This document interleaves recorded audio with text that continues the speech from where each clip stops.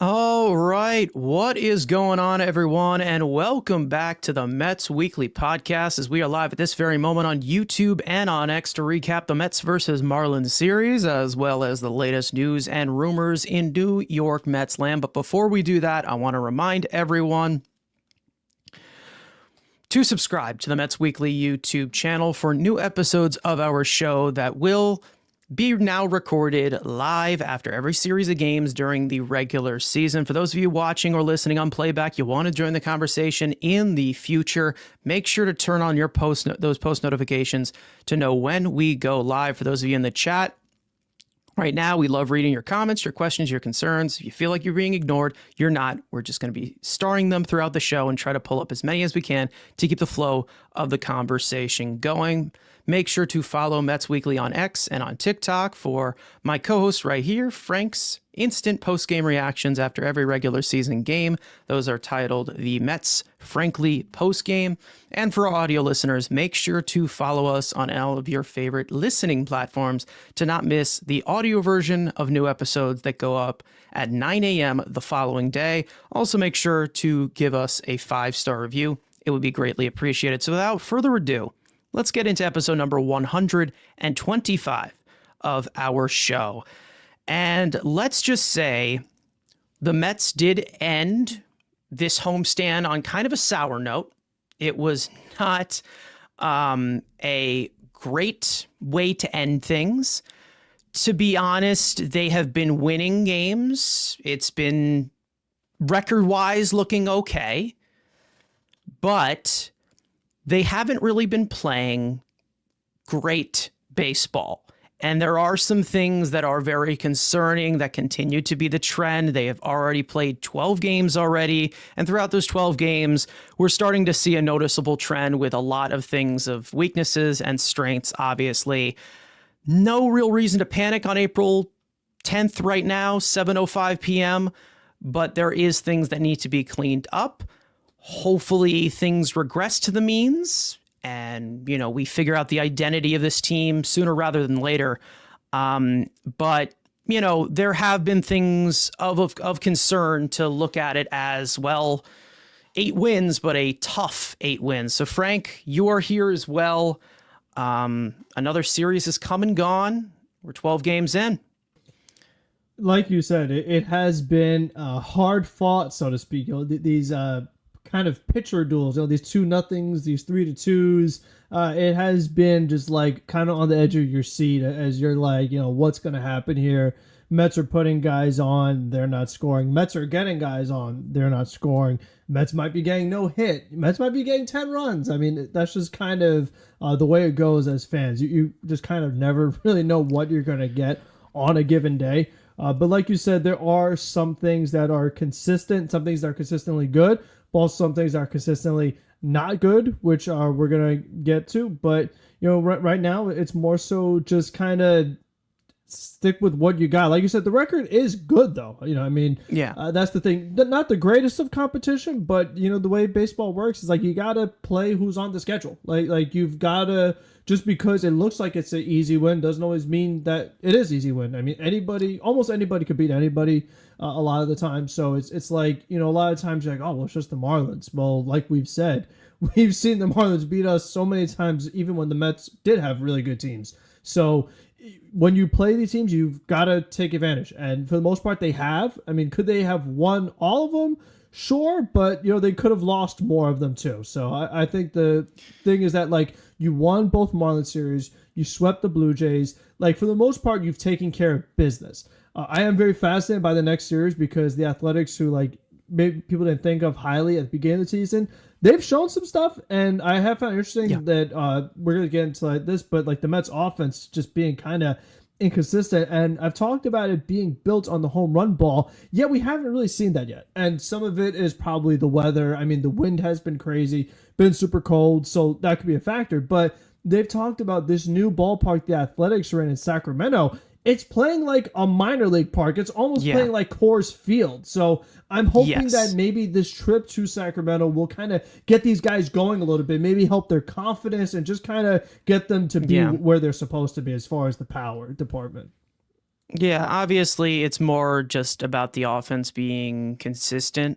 And, there was a lot of things that I saw from this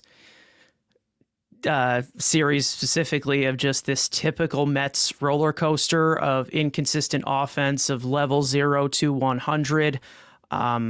It just really, it's pretty much the same stuff that we continue to talk about with the situational hitting, things like that. But I mean, as for some of you guys in the chat here, a lot of people are bringing in their opinions about tons of things that we have line up for today. But Game for War is saying they're winning, but all cylinders are not running on full. Yeah, absolutely. And that's the main reason as to why a lot of us are kind of nail biting on, 9 innings. And, it can be a little bit, frustrating in a way because when you're playing baseball, marginal baseball like this, and, a lot of things aren't a guarantee, I think at some point you're going to have to, evaluate something of, I don't know if it's, lineup construction or it's who should be playing over who. But, right now, I think there's other factors that give us somewhat of hope because, again, it is a long season. Things can pick up. We're definitely in a better spot than we were 12 games in last year. So it's not like, we were starting off 11 games under 500 in May. Right now, they're at the 8-4 mark right now. They've had some good games. They've had some really brutal games towards the end. But we always do say that, good teams find a way to win, and they have been doing that in 8 out of the 12 games. So it's not like, this team is completely awful, but we're just saying it's like the type of baseball that they're playing. It's not going to sustain throughout 162 games where you're like, okay, this team, like this isn't World Series, this isn't contender level baseball that they are playing. And I will say one thing, even though, a lot of people are talking about some of the topics, and we all know what the major topic that we will get into, of course, in the chat here. But again, D coming in here saying, let's go Mets. Ricardo is here. We've got Daniel as well. Stanley in the chat as well. Great to see you guys in here. Guys, make sure to hit the like button if you have not already, and subscribe. We don't say that enough. And like this is a really good point with Explosive saying, we can't judge this offense until Alvey and McNeil come back. I mean, it's a fair assessment, of course, because, again, even though Alvarez has not had so much of success and McNeil has struggled recently, they're more competitive hitters than some of the guys that we are seeing from the bottom part of this lineup. I would say that the top 3 in this lineup that has been regularly top 3 for all 12 of these games, they've been productive. They haven't been world beaters. They haven't been what we've been expecting from day one at their very best. But, maybe once the weather gets a little bit warmer, like you said, with the Sacramento trip coming up, maybe that starts to kick some stuff into gear. And, they get into some kind of a rhythm because we know that there's tons of stuff there. That they do need to apply. Excuse me, I just wanted to star that. Excuse me. But again, we'll see. It's not just one specific person hitting, but again, it's really at this point, there's things that do need to be talked about specifically with this team. And we will get into some things that we were noticing throughout these games. And then, of course, going forward. Brad saying that the offense will click this weekend. I surely hope so. And they have a lot of chances to do so. So we will see. And we will get into every topic that everybody wants to talk about in a little bit. But first, we got to recap these games that we saw on the field and not just everything as a whole. So let's get into this Mets versus Marlins series. Now, of course, the Mets were playing the back end of a 6-game homestand. Kodai Senga would make his second start of the year and toss 5 scoreless innings with 5 hits, 2 walks, 4 strikeouts on 77 pitches, and would be pulled from the game due to the expected pitch limit. Danny Young would rebound from his rough start to the year, tossing a scoreless inning, working around a leadoff infield hit and a walk. Jose Butto would toss a scoreless 7th and 8th inning with 2 strikeouts, and after a leadoff bunt single by Francisco Lindor, Juan Soto would open up the scoring with an RBI double to make it 1-0 Mets. Mark Vientos would be pinch ran for after a leadoff walk in the 8th, and Jose Siri would swipe second, moving into scoring position. Tyrone Taylor would add on an insurance run with an RBI single to make it 2-0 Mets. The Mets would get multi-hit games from Soto, Alonso, including a 3-hit game for Lindor that would notch him his 1,500th career hit. And once again, despite the Mets going 1 for 10 with runners in scoring position, it was enough to get the job done, as Ryan Stanek would retire the fish in order on a 9-pitch 1-2-3 inning in the 9th to secure the win 2-0. Game 2, this was a wild day of 25-mile-per-hour winds, so plenty of craziness was endured. Clay Holmes made his first start at Citi Field. It started off a bit rough, but he settled in, getting past the 5th inning for the first time this season, pitching better than his line says, with a lot of defensive miscues behind him, extending the inning, but getting 10 strikeouts. But after surrendering a 1-out walk followed by a double, his day would end after 5 1/3 innings of work. And on the offensive side, Francisco Lindor would get the Mets going right away in the first with a leadoff home run, down 2-0, his first home run of the season to cut the lead in half. After a 2-out single by Juan Soto, Pete Alonso would pop one up to right field, and the insane winds would take it to no man's land, as Soto would come all the way around to score to tie the game up at 2. Brandon Nimmo would give the Mets the lead in the 5th with a 2-run double with the bases loaded to make it 4-2 Mets. Starling Marte would follow that up, driving in 2 more on a soft line drive to right field to make it 6-2. The game would get a bit scary for the Mets, as Huascar Braziman would come in to relieve Clay Holmes and surrender the first home run allowed by the Mets bullpen this year to Derek Hill to make it a 1-run game, but the Mets would respond in the bottom of the inning after the Marlins intentionally walked Juan Soto to get to Pete Alonso. Very odd choice. And then they play the infield in like even bigger morons, and Alonso would make them pay, blasting a bases clearing double to left center, his 15th RBI in just 11 games into the season to make it 9-5 Mets. Francisco Lindor would drive in his second run of the game on a sacrifice fly in the 7th to score Acuna to make it 10-5. The Mets would get multi-hit games from Juan Soto, Pete Alonso, Starling Marte, and Hayden Sanger, getting 38 batters to the plate, totaling 13 hits and 4 walks, and the bullpen would do its job from there. AJ Minter would get the last 2 outs in the 7th. Danny Young would toss a scoreless 8th, and Reed Garrett would toss a 1-2-3 9th to secure the Mets' 3rd consecutive series win in Game 2, 10-5. Game 3, Tylor Megill made his 3rd start of the year and struggled with his command all day, and would be knocked out of the game in the 5th, fueled by a costly throwing error by Brett Baty at second base, and the Marlins would take a 1-0 lead on a RBI single by Matt Mervis. The Mets would hand the ball to Max Kranick, and another defensive miscue, this time by Brandon Nimmo in left field, allowed the second base runner allowed with Megill on the mound to score to close the book on Megill. 4+ innings pitched,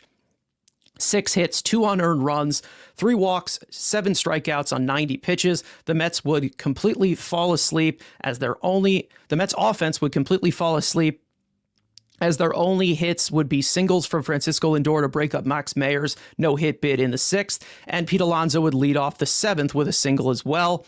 Max Kranick would get 6 outs in relief in total. Ryan Stanek and Huascar Braziman would each toss scoreless inning to keep the Mets in the game, but Edwin Diaz would completely implode in the 9th, walking 2 batters and surrendering an RBI single to Jonah Bride to make it 3-0 Miami, and then a 2-run homer to Matt Mervis to make it 5-0 to put the game out of reach and snap the Mets' 6-game win streak in the series finale. The Mets currently sit at 8-4 on the year, finishing 5-1 in their first homestand of the 2025 regular season. So lots happen in this series. Usually a lot happens when you play the Marlins because there's a lot of hectic, crazy stuff, a lot of stressful stuff.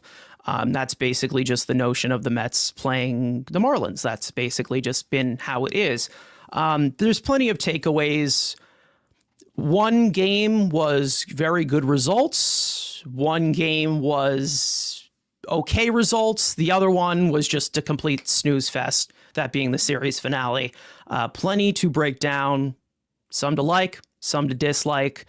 Frank, I will go to you, putting all of your frankly recaps all together.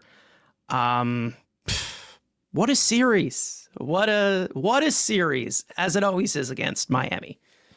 Yeah, I mean, it was interesting because that second game of the series was supposed to be a 7:00 game that got moved to 4:00 because there was rain expected and ended up being a nice clear skies. But it was just like I said, a lot of weirdness going on. The weather definitely played a factor, especially in the beginning of the series. I mean, you had those fly balls that cost Clay Holmes a little bit. It actually helped the Mets in some areas. So I mean, that was pretty interesting to see. I think one of the takeaways I have, even though like when you look at the stat lines and you're like, oh, well, the guy's hitting 119, I felt like Vientos looked a lot better in this series. I thought that was a big key for me. I mean, he did have the one game where he drew like 3 walks, I believe it was. And then the 0-4 he hit the ball pretty hard, and there was a diving catch in left field by Miami. And they made some really nice catches in this game. I mean, you had the one in center field in game 2. The Mets were up by a ton already. But then obviously the last one to end the finale where P. Alonso to dead center, and Myers, I mean, he just goes literally face first into the wall to make the play to end it. So that was pretty interesting too, to see the Marlins make some plays out there where you said I'm not making plays. But for Baty, the error that he had, that was a big one, because there's a few ways you could go about that. It's like he makes the mistake of throwing it offline, but also he could have went to first base. So that's the other thing too, is that like if you're gonna make a bad decision, at least make the play. And it's especially difficult to see the play being successful when you are someone who doesn't normally play that position. So, I mean, that's the thing too, is that like, it's hard to make this hero play when it's not your natural position. So just that was very interesting to begin with. And I saw someone in the chat mention, why did the Mets use this particular lineup for the last game, considering how it went? And they said on the broadcast, you know what, after the Mets had scored 10 runs at 13 hits, they're like, oh, maybe we found something. Let's just kind of go with it again. Because right now, for a few of the positions, they're in a situation where they're platooning a lot of this stuff. With DH, Marte goes some days, Winker goes some days. In center field, some days it's Taylor, some days it's Siri. And then obviously at second base has been a big-time platoon. So they're just trying to figure out the right combination. They haven't found it quite yet because a lot of these guys, not the DH position, but the other ones, they're in utility. They're in platoon for a reason, because they're not good enough as standalone players. Because if they were just playing so well, you wouldn't need to have anyone else start. Like that would be your guy. But because no one has been lights out, they've had to just kind of see if anyone could come through, and it hasn't happened. So I think what it comes down to is that right now, I would just, if I know nobody's going to hit for me, you might as well put the defenders out there, because it's one thing that you're not getting any offense, but if you're going to be hurt defensively too, well, that's really frustrating, because the pitching has been awesome for the most part. And even yesterday, it was still pretty good outside of the 9th inning.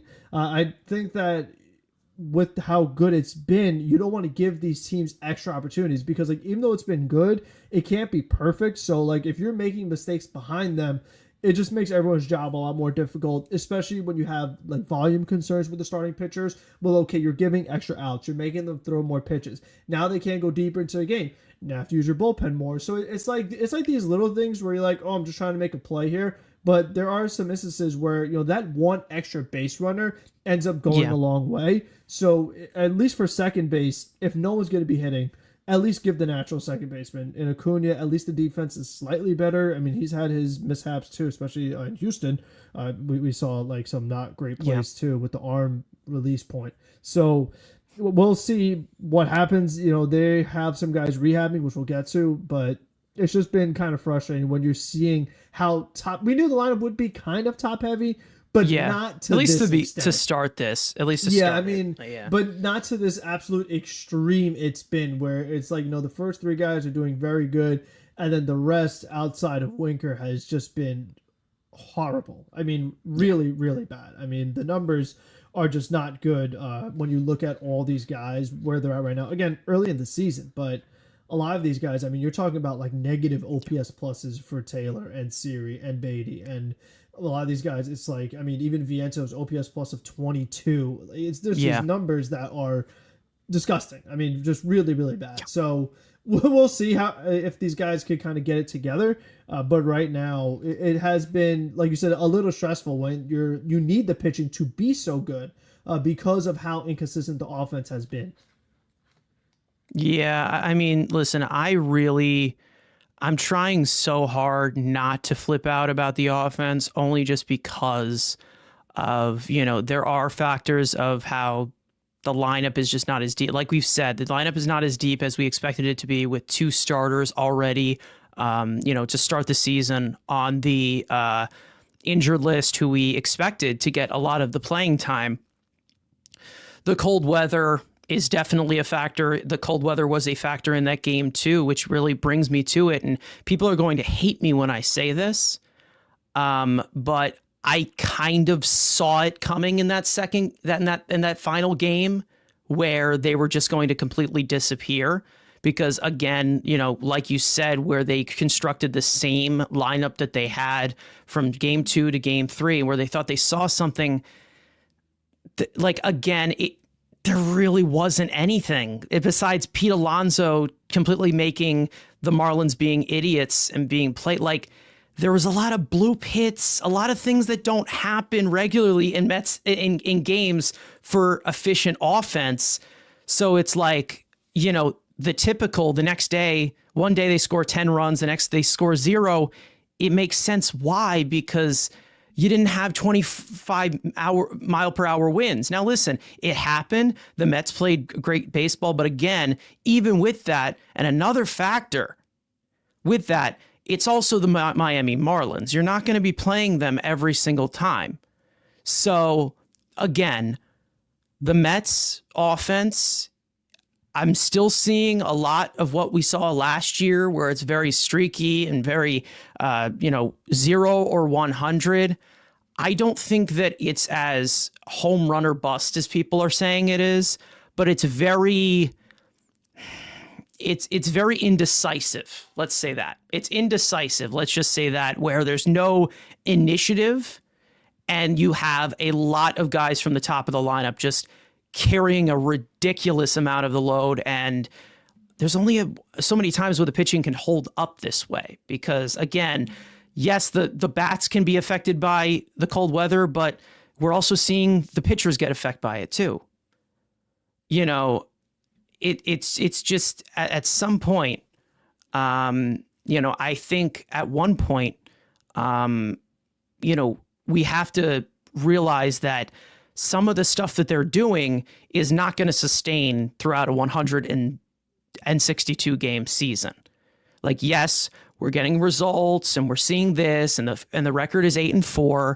I'm pretty sure Matt and Evan from the Mets Central podcast, they're also Rangers fans. People were saying that about the Rangers too when they started off 12-1 or 12-4-1.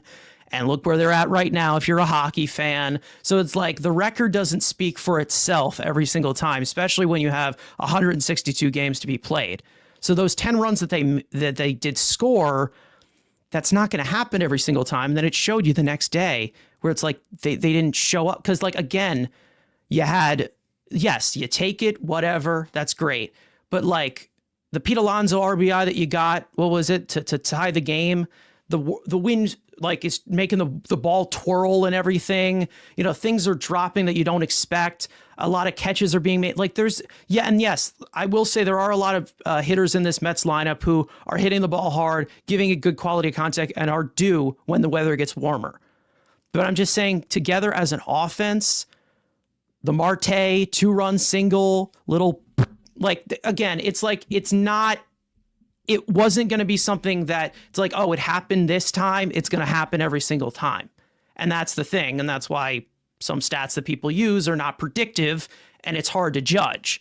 But again, when it comes to, you know, the overall approach at the plate, there still is just things that I'm seeing that just look like it's just holding them back in that way. Like just the constant staring at 2 strikes with the bases empty, swinging first pitch with runners on base, just, you know, not taking advantage of the speed on the base pad. Like there's things that they're not doing that I feel like, you know, they should continue to do and be a little bit more aggressive in that way. And listen, it's been 12 games. And, you know, this is another factor that I do want to bring in because Francisco Lindor in this homestand, despite the cold weather, which I think we've seen him struggle in a lot since he's been a Met, has looked good. So again, the top of the lineup, Lindor, Soto hasn't been amazing. I know everybody's ready to cut his head off because he grounded into a double play, and that means he's just going to do it for the rest of his career. But again, Soto has been productive individually, not really with the team winning because he hasn't been great with runners in scoring position. But if you're going to worry about Juan Soto with runners in scoring position, it's going to be a very short worry. Let me just say that. And then Pete's been fantastic. Nimmo's had a few decent hits, but he has not been himself. Vientos, it looked like he was coming along in this in this series. It looks like he was getting more competitive ABs. And he's slowly starting to get a little bit better. Then past that, obviously, Jesse Winker gives you what he can give you. Starling Marte's there. And then there's the bottom part of the lineup where the best hitter in the bottom part of the lineup is Hayden Sanger right now, because Hayden Sanger has actually put together some quality ABs as compared to some of the guys in this lineup. And it's very, you know, whatever. And listen, you know, Matt saying, you know, if a 846 OPS is considered a slow start for Soto, then I think that he will be fine. And then that's the thing. You know, Ricardo's saying at some point the $765 million man can start hitting some really solid line drives. Yes. And again, I think that you're going to start to see a little bit of a difference in the hitting environment when they go to Sacramento. But you know, it's just a lot of, I don't know. It's just a lot of, you know, leaving a lot of things on the table, like how we talk about it, just leaving a lot of potential damage on the table. And I understand it's cold as all hell out there right now. And it's really hard because the offense comes at the premium. But when it comes to, you know, a lot of processes of scoring runs, there's been a lot of pulling teeth, you know, giving out free outs, giving away, you know, free uncompetitive ABs. And a lot of it comes from the bottom part of the lineup. But you can't just have 3 hitters in a row being competitive. And then the rest of the lineup, it's like, oh, crapshoot, close your eyes. Maybe they'll draw a walk or something. I mean, you got to have something better than that. I mean, from the offensive standpoint, I'm not freaking out about it, but there has been a lot of like, okay, what the hell are we doing here? This should be a little bit more easier compared to some of the previous lineups where we're just seeing the same thing where it's this 0 to 100 stuff. I think more so what my frustration is like you said, like, oh, maybe we could draw a walk and like leaving stuff on the table. I just feel like if they're not assembled to hit home runs, then what are they assembled for? Because a lot of these guys are very station to station, and they're not. If they get on the bases, like let's say someone mentioned like with Baty, D-Mac, like he could have got a call and drawn a walk. Yeah. Baty is not even going to try to steal a base, so he just drew a walk to stand on first base. You know what I mean? Yeah. So it's like the walks don't really help if you're not going to be. There's no bunting. I mean, when did the Mets ever sacrifice bunt? Especially these guys who are really struggling, like a Siri or a Baty. Like, drop a bunt down. I mean, if you have 0 runs, you are getting no hit through 5 innings.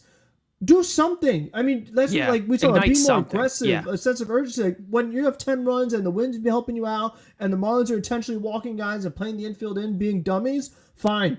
But when it's not going your way, you got to make a way. You know, you can't just stick with the same stuff. It's that's where my frustration is, because I'm like, well, what do these guys actually do? You know, because there's a lot of these guys who I said they don't even attempt a stolen base. So it's frustrating if they're just out. Like for Vientos, like I said, even though I give him credit for having that good game, he drew 3 walks. With his lack of speed, it doesn't mean thing. Sure. Because the thing is that you're asking the team to string together hits. But for somebody like Vientos, you get a hit, he still isn't scoring. You need an extra base hit or multiple hits consecutively to get him home. So that's what I'm saying. Like if Vientos doesn't hit a home run or an extra base hit, him drawing a walk doesn't do much for me. So because again, Baty behind him is not going to bunt, or it's the Vogelbach paradox. It's just basically it's what pretty we talk about. Yeah. So I mean, that's my thing, is that I'm not saying that the Brewers are perfect, but they assemble a team that like makes sense. Like they would bunt, they will steal a lot of bases when they don't have the talent.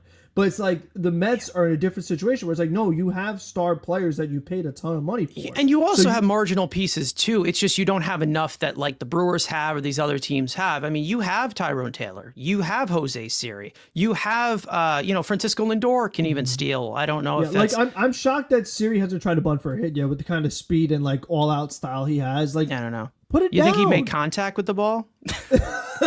He might have a better shot at it, because I mean it really seems to be a struggle for him. So I mean that's just my kind of thing, is that like I feel like if you're trying the one process throughout the game and it's just not going your way and the pitcher's on a roll, you got to try something. You got to mix something up. Yeah.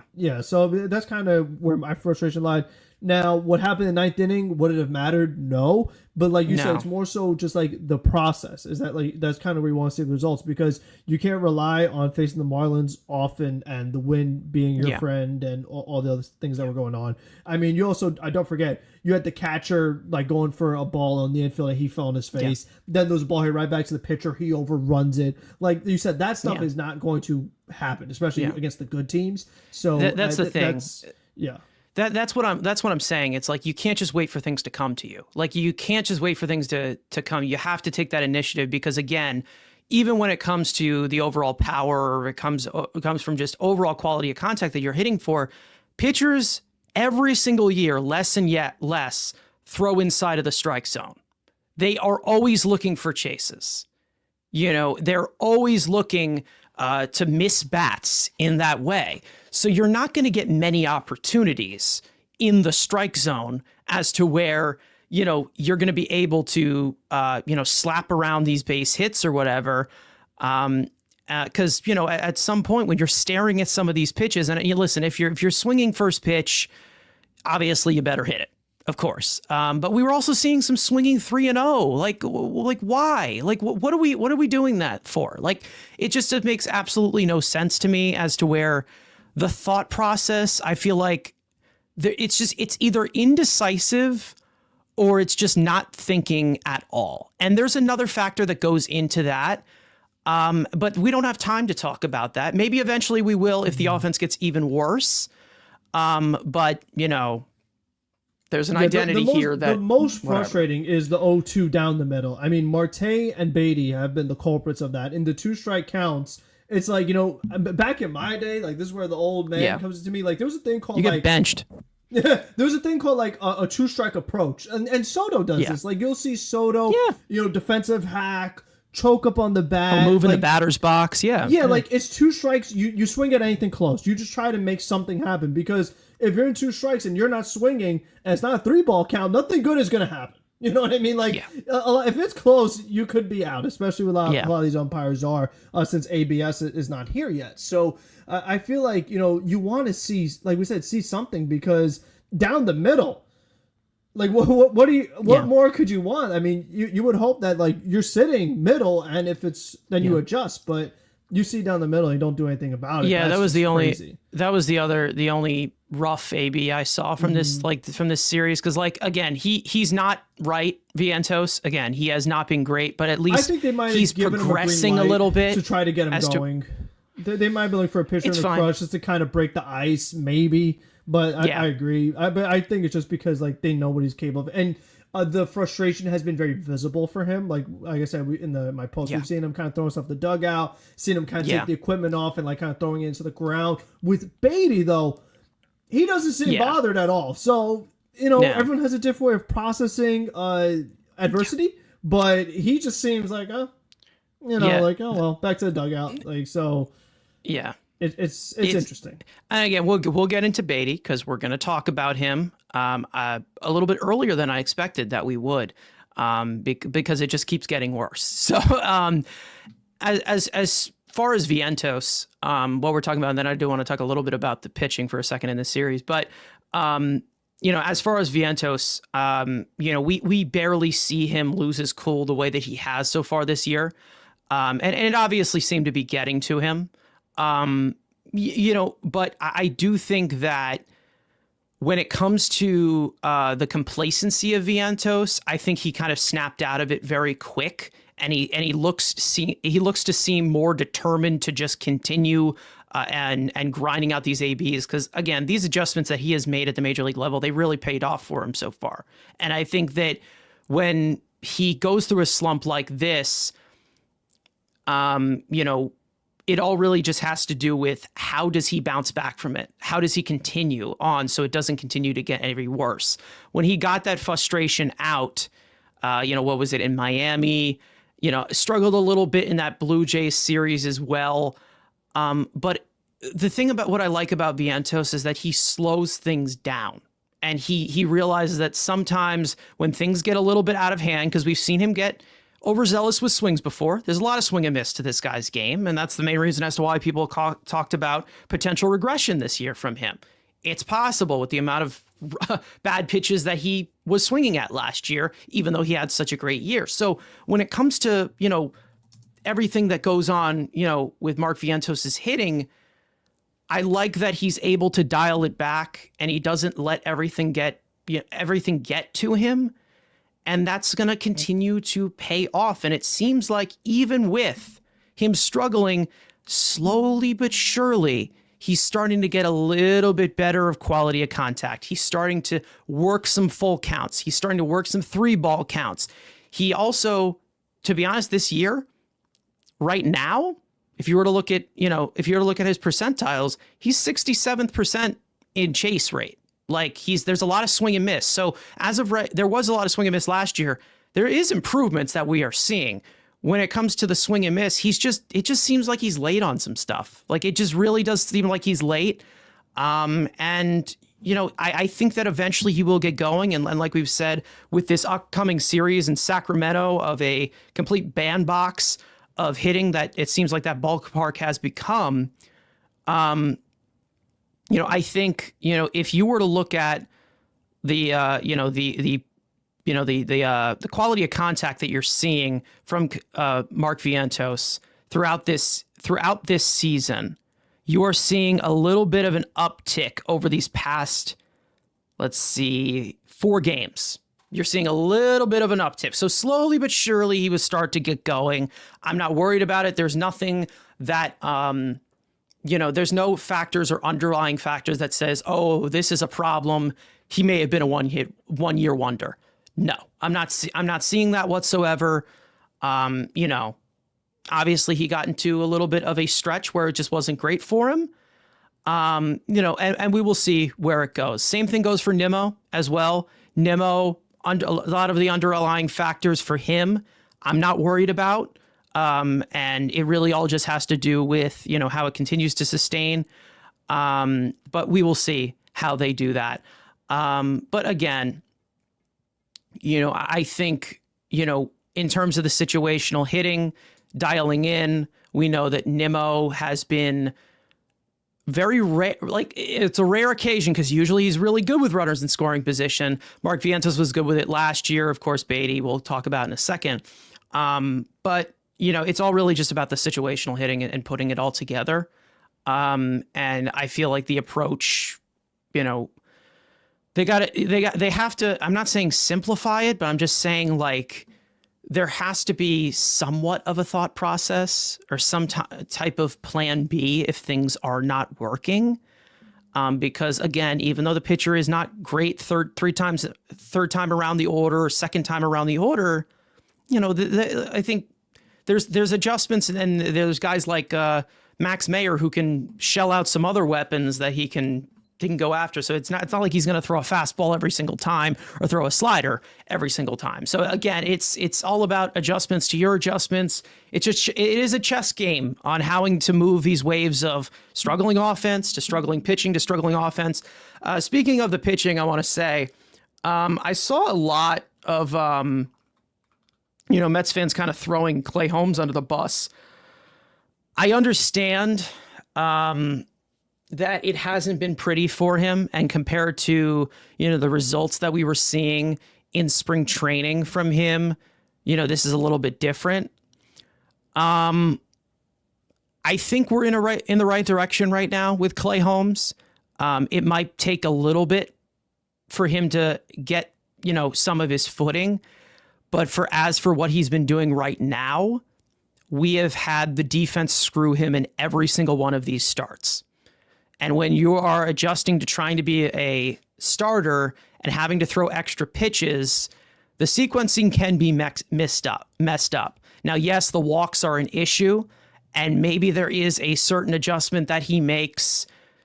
Maybe he finds his Sean Manaea adjustment, whether it is an arm angle, whether it is throwing one pitch more than the other. He had those walk problems, and obviously different pitcher, Sean Manaea, way different pitcher, left-handed pitcher, lot different. But again, he is about figuring things out as of right now. But most of the balls that have been put in play, there's been some, not cooperation from the defense. And a lot of the balls that have been put in play have also been ground balls too. I'm pretty sure he's, like at the very top in ground ball rate. And listen, he doesn't throw as many 71st percentile. Yeah. So again, it seems like he's running into a little bit of hard luck as of right now. He just has to figure out how to throw strikes, and hopefully, he can do that consistently. And we will try to figure that out. But again, we saw what he can deliver, even though it was against a Marlins team that isn't that great. We saw what he can deliver, and he gave us 10 strikeouts. So those are the punch outs that we can just say, we know what he is capable of. He just needs to get into that rhythm. And again, there is plenty of other things that we can talk about. And speaking of other things that we can talk about, Kodai Senga, good start from him. I know, Frank, you were worried about you didn't like that he didn't go deeper into the game. I don't know. Listen, I'm not freaking out about it yet. I really am not. I just pull the plug whenever you need to pull the plug. To be honest, I understand that the bullpen has a huge, has had a huge workload in this. But I think that we have enough guys that can go long relief as to where a guy can go 4 innings and you don't have to panic. But Senga went 5. Don't push. Again, don't push it like that. I just would not push it in that way. And then also typical Tyler McGill start. I don't really think we need to go really into that as much. But as for some of you in the comments section, just basically wrapping up some stuff that we saw in this series, then we'll get into some of the specifics. Matt saying Clay was fine apart from those first 2 innings. He settled down after, and you really started to see the swing and miss stuff. I haven't liked his sinker so far this year. Yeah, I don't think he's using it as much, which is so odd because he's getting a lot of shitty contact. Yeah. So I have Clay from last year pulled up. last year he was 100th percentile in ground ball rate, and the sinker was at a 56% usage. But that's also because he was only throwing 3 pitches, whereas this year he's now throwing 6 pitches, and the sinker usage is down to 31%. So, I mean, that's the other thing too. He's really trying to incorporate like that changeup. I think he's trying to like tunnel it with the sinker, as far as like, you know, they're both trying to pound it into the right-handers. And it seems like it's probably still part of like the adjustment period as far as becoming a starting pitcher. Yeah. But like you said, if you're and I feel like it's especially important that I feel like it would almost be automatic, if it was me, to start Acuna when Clay Holmes is pitching, because if you know the ball's gonna be on the ground a lot, have your experienced infielders out there. You know, that's how I would. Frank, that's been my deal since the very beginning here. But the walks has obviously been the big one, and still I feel like that's still trying to get the release point for the pitches. And listen, maybe Clay Holmes is one of these guys where in spring training and it's 70 degrees and your pitches are all doing what they want them to do. Now you move to the cold, and now they're not doing what they want to. I know he wasn't good in Houston opening day either, but I feel like this might still be some of that, you know, getting used to being a starter, because, you know, the Arsenal has switched. He's added 3 new weapons in just the span of an off season. Like, he's really trying to become a new pitcher in a certain sense. So that's not easy to do right away. And the velocity is down too. I don't know if that's weather, or maybe trying to dial it back to preserve energy to work deeper into games. So, you know, there's a lot of factors that happen when you are doing an experiment like this. Yeah, I mean, again, I think that it's been fine for the beginning of the season where workloads are low. Again, I'm not looking to completely push things to the limit at the beginning of the season. I'm all really just looking at, you know, how this process comes with the identity of the team. And, you know, obviously the offense. I really can't talk about the pitching that much, like, at all. Besides one person who was a absolute mess yesterday. We all know who I'm talking about. But I think when it comes to just the thought of Clay Holmes being a starter, there are going to be that growing pains look of it, because, again, it's a very different workload that he's pushing up. And again, like the where he was doing in spring, like you said, I don't want to say like, oh, it's just the weather doing that, but I'm just saying it's like there's factors here as to where he's not giving up big contact. He is, avoiding a lot. There, he was getting a lot more chases than he was in those first 2 starts compared to the second game of the series that he started. So there's adjustment, there's sequence that he has to go through, and I'm not really going after him, especially with the offense being the way that it is right now. It's not really something that I'm going to go after. The strikeout numbers are up, the walks are up, but it doesn't seem like he's due to be even worse. As long as he just keeps doing what he's doing and figures out the best sequence for himself, I think that he is going to be fine. But speaking of, you know, things that are not fine, I do want to talk about the main attraction of Brutal that has been for the first 12 games, not to mention his entire career up here. I do want to get into him, but speaking of some other young guys, I'm pretty sure somebody asked about Drew Gilbert early on in our chat. I do want to bring this up. He did homer in his first AB for Port St. Lucie. He is rehabbing there, and then he will be in AAA and try to get his feet wet there. So that's good to see that he's healthy. They've been slowing some stuff down with him as well. A lot of rehabs going on in Port St. Lucie. Obviously, with our second baseman who was expected. And we also had a double from Drew Gilbert in his second AB. So he's 2 for 2. So it looks like he will be in Syracuse in no time. Anyways, speaking of somebody that does belong in Syracuse, great segue, right? Let's talk about Brett Baty. Now, we have been very vocal on here. A lot of people in our chat have been vocal. A lot of people on Twitter have been vocal. I think that I'm at the point where I don't know what to say anymore that will be not sounding like a broken record, because as to what we have seen, it just keeps getting worse. And I tell you the truth, I told Frank before we started the stream, I was like, I thought we would be talking about this towards the end of May. I thought that we would be talking about this, maybe a few days before Jeff McNeil comes back, or we'd be talking about this a little bit later. But from what we are seeing, this is some of the most brutal baseball I have seen a singular player play. And it's not even just the results of what we are seeing, because we all know he's 3 for 27, 3 for 28. It's just also from the underlying numbers. And I want to do a little bit more of a deep dive into this, of some of the underlying numbers we're seeing from Brett Baty. This is so concerning that some of the stuff we are seeing, like, even though there was things that he needed to improve throughout his entire career, this type of play, this type of hitting, defense aside, even though he's not playing a position he should be playing, when you look at it from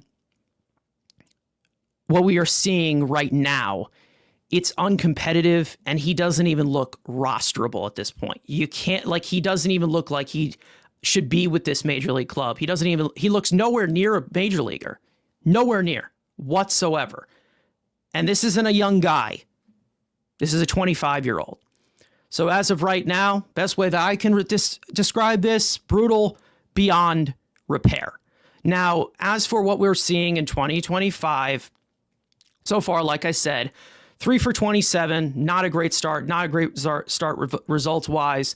11 strikeouts, has not drawn a single walk, has not driven in a single run, has not hit a home run, 1 extra base hit.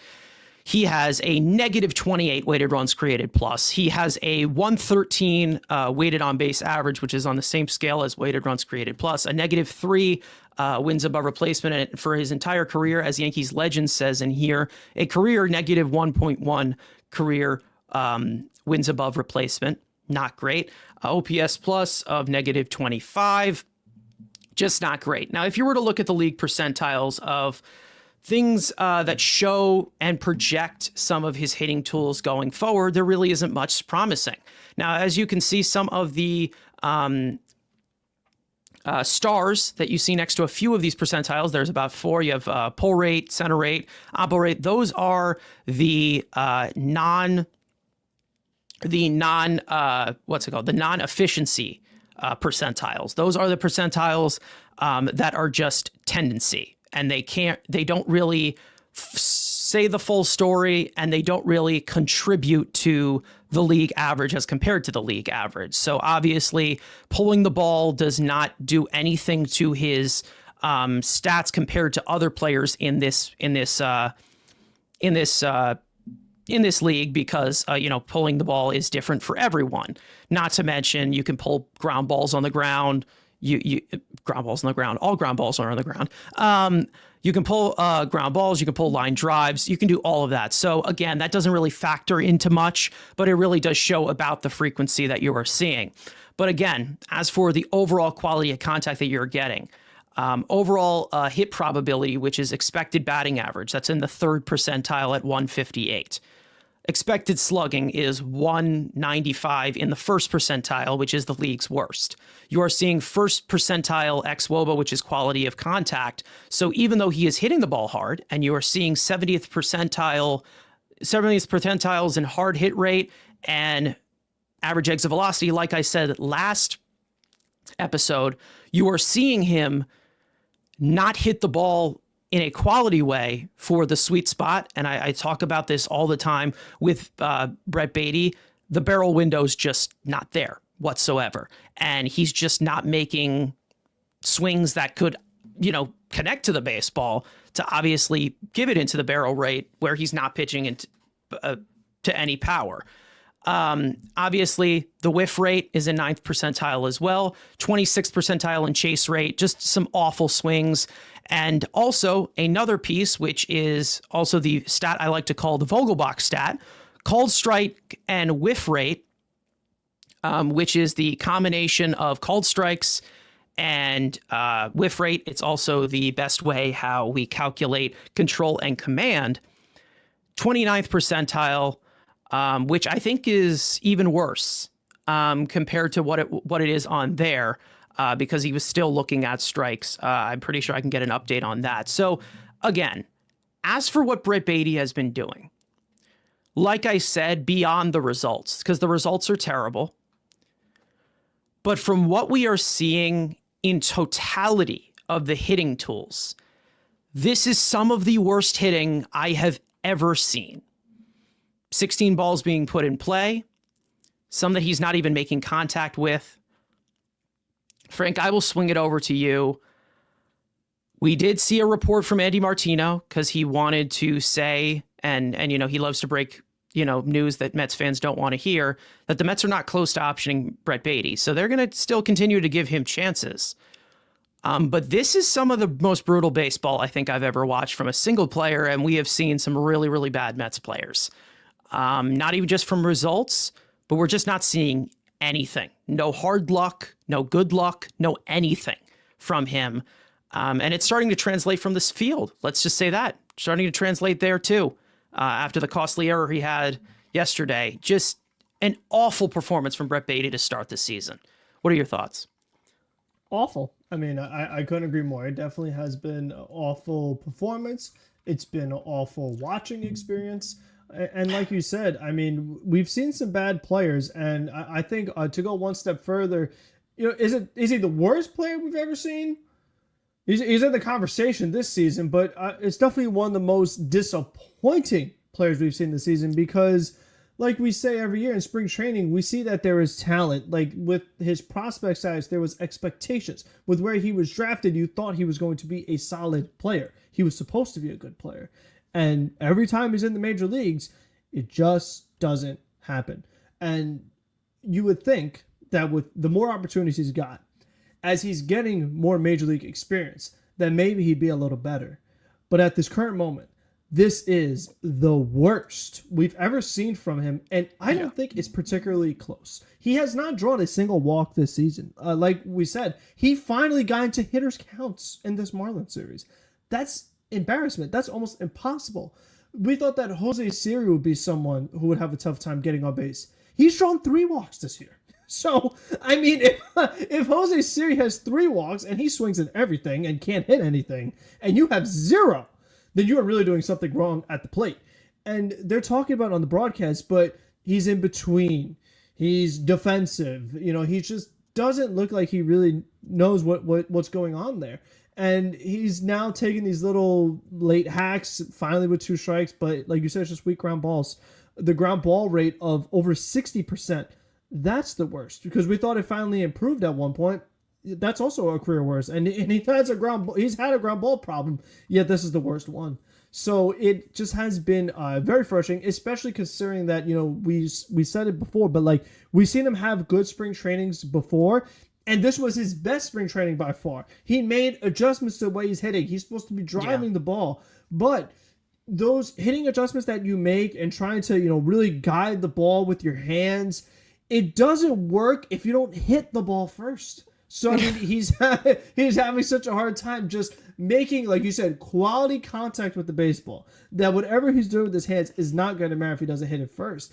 And if you're in an 0-2 count and taking it down the middle, or taking strike 3 called constantly, like you said, a lot of Vogelback, a lot of strikes looking, the approach is just not good. So is that maybe a little bit of Eric Chavez? God forbid, right? I mean, you can't. It can't be his fault either. Like, can't it be. He's a genius. It can't be his fault. Genius. It can't. So it has to be just Brett Baty. So it's been very frustrating. We really wanted to see him do well. It'd be great if he did, because then you have someone that eventually maybe could be traded. But when we had Pat Ragazzo on, he said, "Listen, the Mets don't trade guys at low value." That value is getting lower and lower. So, I mean, the decision to hold him is not looking great right now. So, it just has been very frustrating. And we're hoping that, now he's 25. And again, like with more experience, maybe you get better. But the fact that he's getting worse, and this time, the playing time is pretty consistent. Like, you know, Acuna's getting starts, but Baty's getting majority of the starts. Yeah. And he would get more starts if he wasn't so bad. So, I mean, that's the Yeah. thing, too, is that, like, he would get consistent playing time if he just wasn't horrible at the plate. And now if, you know, he's going to be making mistakes in the field, which, I mean, it makes sense to me. Like, again, the guy was scouted. He was ranked as a pretty high prospect at the position of third base. He was supposed to be a third baseman. He's not supposed to play second. So it's just an unfortunate circumstance that he's there right now. And, you know, we were talking about, oh, well, you know, if Baty made these adjustments to spring training and he's actually really good, he's hitting these home runs, extra base hits, and McNeil stinks, well, maybe they could just stick with Baty. That's looking very out the window right now. So, I mean, that's refreshing. But, you know, I would give Acuna a little bit of a shot. Like we said, you know, hopefully he plays tomorrow. A lot of people saying Mets face a lefty tomorrow. Hopefully he does something, because I just don't know why you would hang on to it. Because it's, when you're at this level, you know, I mean, negative 25 OPS, hitting 111, not drawing walks, and if you're going to be bad in the field, and he doesn't have other tools. So he's not, and like we said, he's not really great at second base. Could you take Vientos out of the game, put him at third? You could, but Acuna does it better. He's not great in left field. He can't play short, and he can't pinch run for you. So it's like, well, why? And Martinez thought the Mets might hang on to him a little longer. Well, why would you? I mean, what else is it that he's going to provide? He doesn't. Smiles. I mean, to me, he doesn't profile as a good pinch hitter with the way he approaches at bats. So I wouldn't do that. And I feel that with his ground ball tendencies, I would be very afraid to pinch him with men on, because he gets into a double play and totally kills the rally. So I just don't really see the point. I know for right now they have to do it because of the McNeil injury, but I mean, once McNeil is ready to go and he's, you know, going to start his rehabs and everything like that, there's not really much of a reason to keep him. I mean, Acuna hasn't been good, but at least I consistently have quality defense and I have speed, and it gives me just a better option off the bench so someone could play multiple positions. At least I get that at the minimum. And like we said, we saw Acuna actually have more success in the major leagues in a less amount of time than Baty has. So you have that to fall back on. But right now, it just has been a really rough go for him. And I have to be honest with you, I noticed that, especially in this last game, he was just so bad that the fans are booing him more and more. Yeah. We know that's not going to make the situation better, especially on a younger player. So I feel like, you know, as you struggle this much and you continue to struggle, especially when you feel like you finally figured it out, there is the mental aspect where I don't see it getting better. I think he might be done. You know, as far as this time with the Mets, I think that it might be too much to overcome, where it's like once you're now in your head, you can't make it happen. I mean, when you have a bunch of second base prospects on the way here, I mean, you know that, like, you know, that's going to be something that they're going to be looking at. And we all know that Brett Baty is not a regular second baseman. We know he's playing a brand new position. So this is his final chance. We know that it is. And whether, you know, from, you know, the looks of, you know, what David Stearns is saying about, you know, that the chances that he's going to get, like, at some point, someone's going to take the second base job. We don't know who it's going to be. You know, to be honest, from the production we're getting, Jeff McNeil can just exist and just get it, to be honest, and just play every day. From what I'm looking at from Acuna, it seems like he's getting a decent amount of appearances. He's had 21, but it doesn't look like he's starting back-to-back days. Like, it does not seem like that happened maybe once because Francisco Lindor had, what was it? The paternity leave. Yeah, the paternity leave. So, again, like, that was the only time that he played. And when he played those back-to-back games, he got a hit in both of them. And he also, I think, stole a base in one of them, too, I think. Yeah. He's stolen 2 bases, obviously. I just want to see, at this point, with what we've seen from Brett Baty, I'm sure he's going to get some playing time in this A's series, and it's a minor league ballpark, so maybe he will. Maybe he will do something because it'll feel like home to him. But the problem is this is what I meant by platooning Baty and Acuna, because they were just going to favor Baty to play second base because of his bat and everything and because of his pedigree, and they're just going to let the kid just rot on the bench. And even though they both have gotten the same amount of plate appearances, the everyday reps, especially from a guy like Acuna who needs to use all of his tools to be successful, at this point, you're having a rehab assignment start for Jeff McNeil. Obviously, maybe he'll be back in like a week, maybe a week or two or whatever. Can I just see 3 straight games where Acuna plays and starts all 9 innings? Can I just see that? Please? Just once. Please just show it to me. Because again, yes, it was a small sample size from what we saw from him in the majors last year. But he proved a hell of a lot more than what Brett Baty has done since 2022, which was his major league debut. So again, just try something else here, please, for the time being. Then figure it out whenever Jeff McNeil comes back. But please, just give Acuna the keys for just a few days. Please, we don't need to see, especially with how bad the bottom part of the lineup has been this year, we don't need it to be made even worse with the worst hitter on the team right now, technically, and for what he's proved in the major leagues. Like, enough already. And as for with Baty, I don't think they're going to completely let go yet, because it obviously has been just 12 games. But we know that if it does not continue soon, at some point they're going to have to move on here, because you can't just keep force feeding this for a 4th consecutive year. What is it? Fourth consecutive year now, where he has gotten a decent amount of playing time. I guess 3rd consecutive, because in 2022 he had a few cups of coffee. But he was the starting third baseman regularly. And then he couldn't come back last year because Vientos took his spot. And then, and then the way that they have to force feed him to us, he has to be shoved down our throats, is for him to play a position he has never played before. It's just, if you need so much to keep this guy around, there's no reason to have him around. There's just no reason. And he hasn't shown anything to deserve it. I asked you guys in the poll, 68% of you are saying that Brett Baty is a bust, saying yes. 13% of you are saying no. 19% of you are saying too early to tell. It's not the fact that he has had over 600 plate appearances. It's the fact that this guy has had multiple off seasons to get better.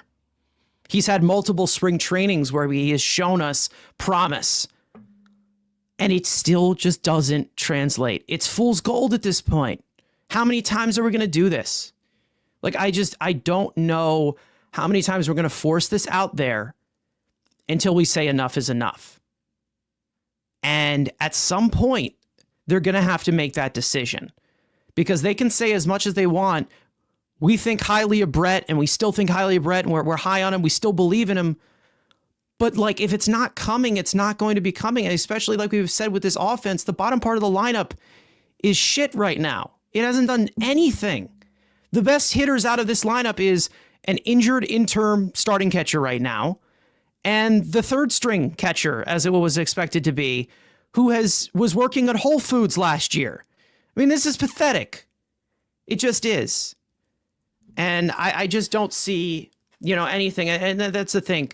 Like Ricardo's saying, I like Baty a lot, but he is a bench player, nothing more. I don't think that's going to help either. I just don't think that's going to help, because him in any pinch hitting situation, which what he has been showing at the major leagues, where does he fit into that?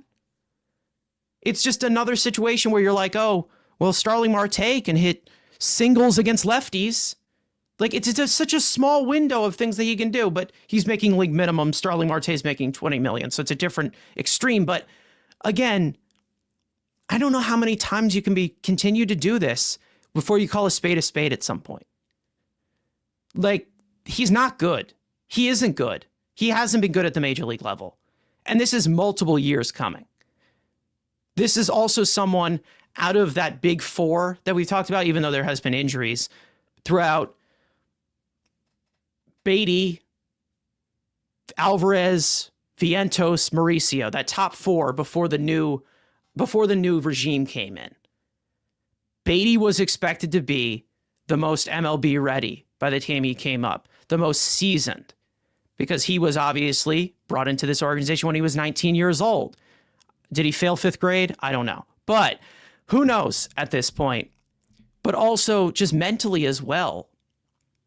I don't see it. I really don't see it. Yes, we saw the visible frustration of Mark Vientos, but like I said, he slows things down. And maybe it's just the fact that of this stuff that there's been talking about, and this is another piece of stuff that maybe you can add in on too. I don't know if they're just really like hesitant to give the keys to Acuna because of all this stuff about him being bored. But like, it's got to be better than this. It has to be. It really has to be better than this. I'm wondering, this is the only thing I could think of, is maybe because, like you said, like this is Brett Baty's like last chance, Yeah. is that they're giving as much time to know for sure before they move on that like, no, he just is not going to work out here. Whereas Acuna, they're like, you know what, still young, barely played, like he still has time to get better. Like he's like, I mean, what is it? Baty's got a couple years on him. So at least we could feel like a little more time. Whereas with Baty, it's like you need to find out right now because you've given him plenty of opportunities, not worked out. This is a golden opportunity for him. Like if everyone was healthy, he would not be getting to play this much. So like this is opportunity that he shouldn't even gotten in the first place. Yet he does have it, and he's still not playing well. So I like you said, I don't really know what else there is to see. And I feel like with this bench, it is really redundant already. I just don't feel like he's a great fit for it. I saw some people mentioning like the idea of a third catcher. I would kind of prefer a third catcher more than I would Brett Baty, just because it's like you have Siri and Taylor, who are almost the same player. Then it's like you have two DHs in Winker and Marte. So why you have two DHs is still weird to me. So then like why would you have Baty too? I just feel like the bench, it just really shrinks as far as like the amount of different things it could do. So I don't think that's a good idea either. Yeah, I mean, listen, I think that people are going a little bit too far with this when it comes to, when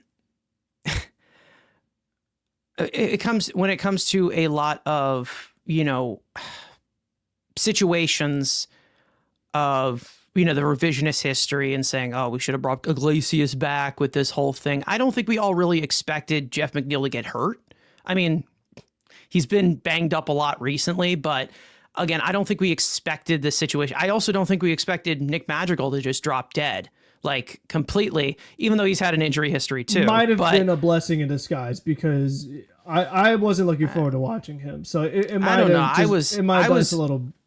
I don't know. Out of how, I mean, I've always talked about him positively as a player, so I was very excited. We already got one infield that can't hit. Why would we want another? Because then think about it. It's like if Baty was playing Madrigal, get the starts, and he's maybe just as bad. Like it would. Yeah. No, that would have been brutal.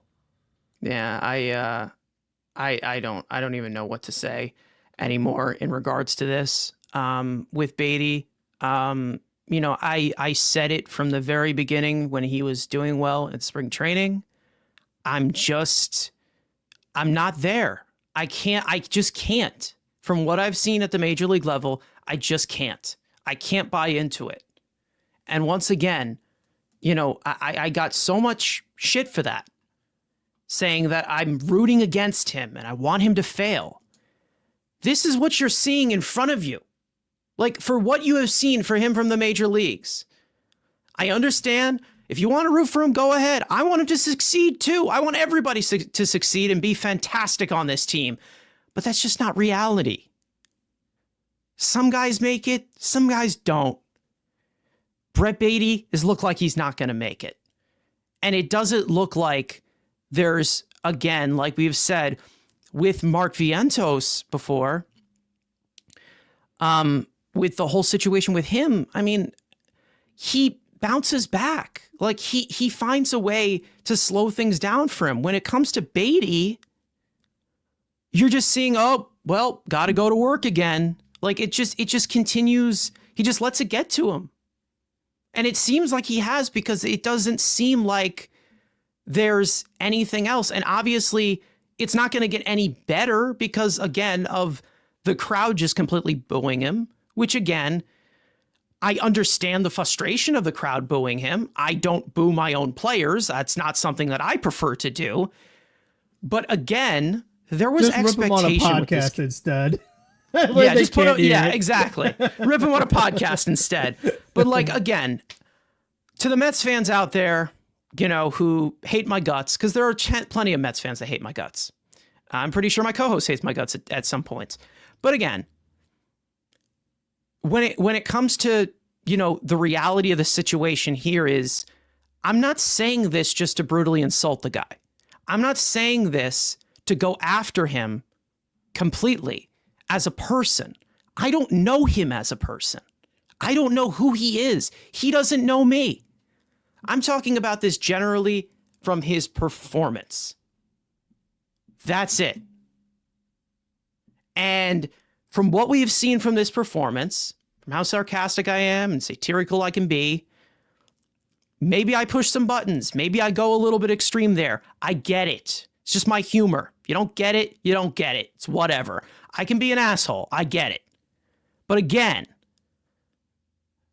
in reality, no trolling or anything. What we've seen from Brett Baty in the major leagues, nothing. Nothing has been promising. Nothing.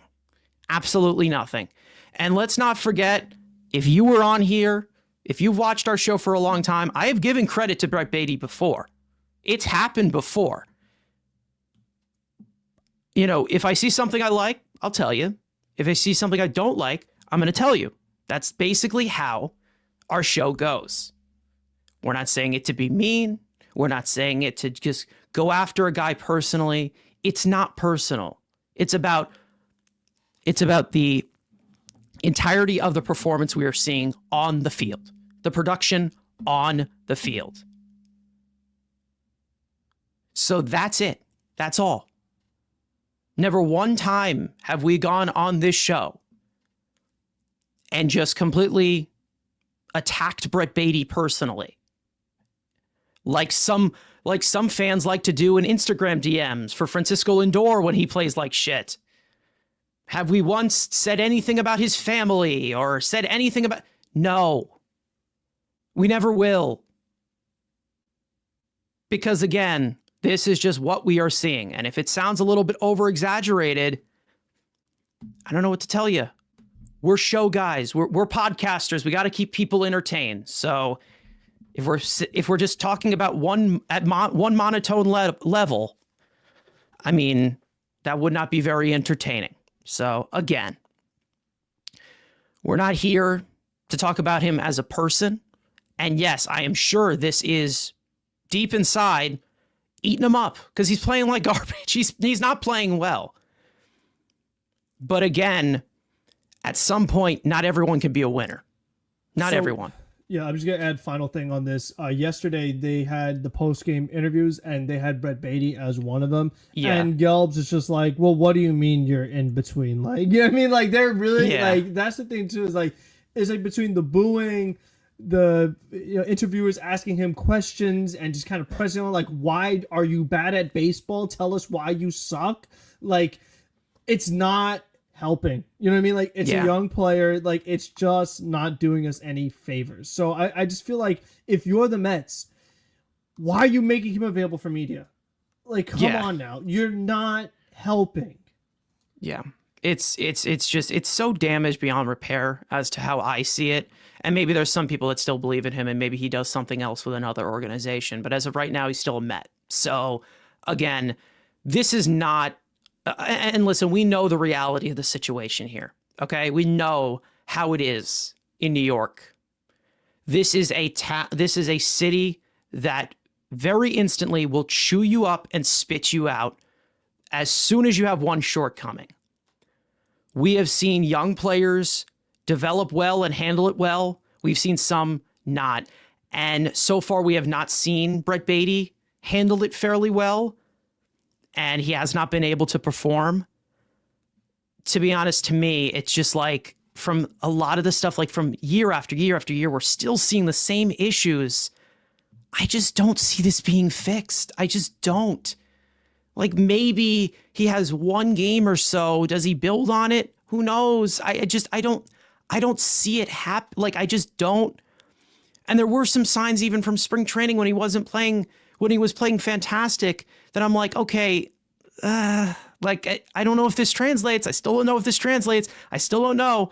Does this swing? Does these types of competitive pitch it? Like there's a lot of specific things that I saw from Brett Baty in spring that I'm like, okay, well, okay, this is good, but are we going to see it in the major league level? And we haven't. Exactly. And MAZ, it's saying, like, listen, yes, but again, there is 26 players in there. They don't talk to all 26 of them. He's not a star player. Like, if it was Lindor or Soto, Lindor fine. faces You're supposed to be a leader, but this is like a young developing player on the fringe. You don't need to interview him. You really don't. Yeah. It's not important. And obviously, for him to clear his head or whatever, you know, it's better that he's not. And maybe this day helps him, and going to a minor league park, because that's all really he's seemed to hit at for his entire professional career, is minor league parks. Maybe it is. And maybe this is pitchers in spring training. Yeah, and minor league pitchers in spring training. So we'll see. And this is against a athletics team whose pitching has not been great. So again, when it comes to Brett Baty here, you know, you can call it weak as much as you want, but guess what? Brett Baty's been weak. It's the reality of the situation. Sometimes you got to slow things down.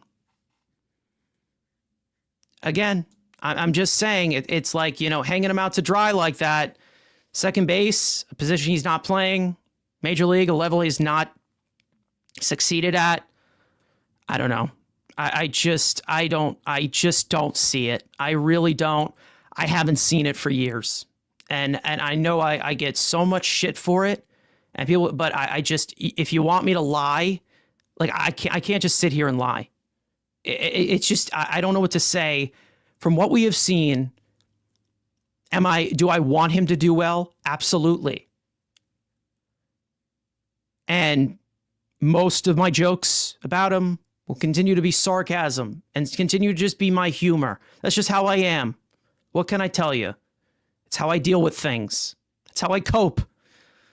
But again, I want to see him succeed, but we're not seeing it. We're not.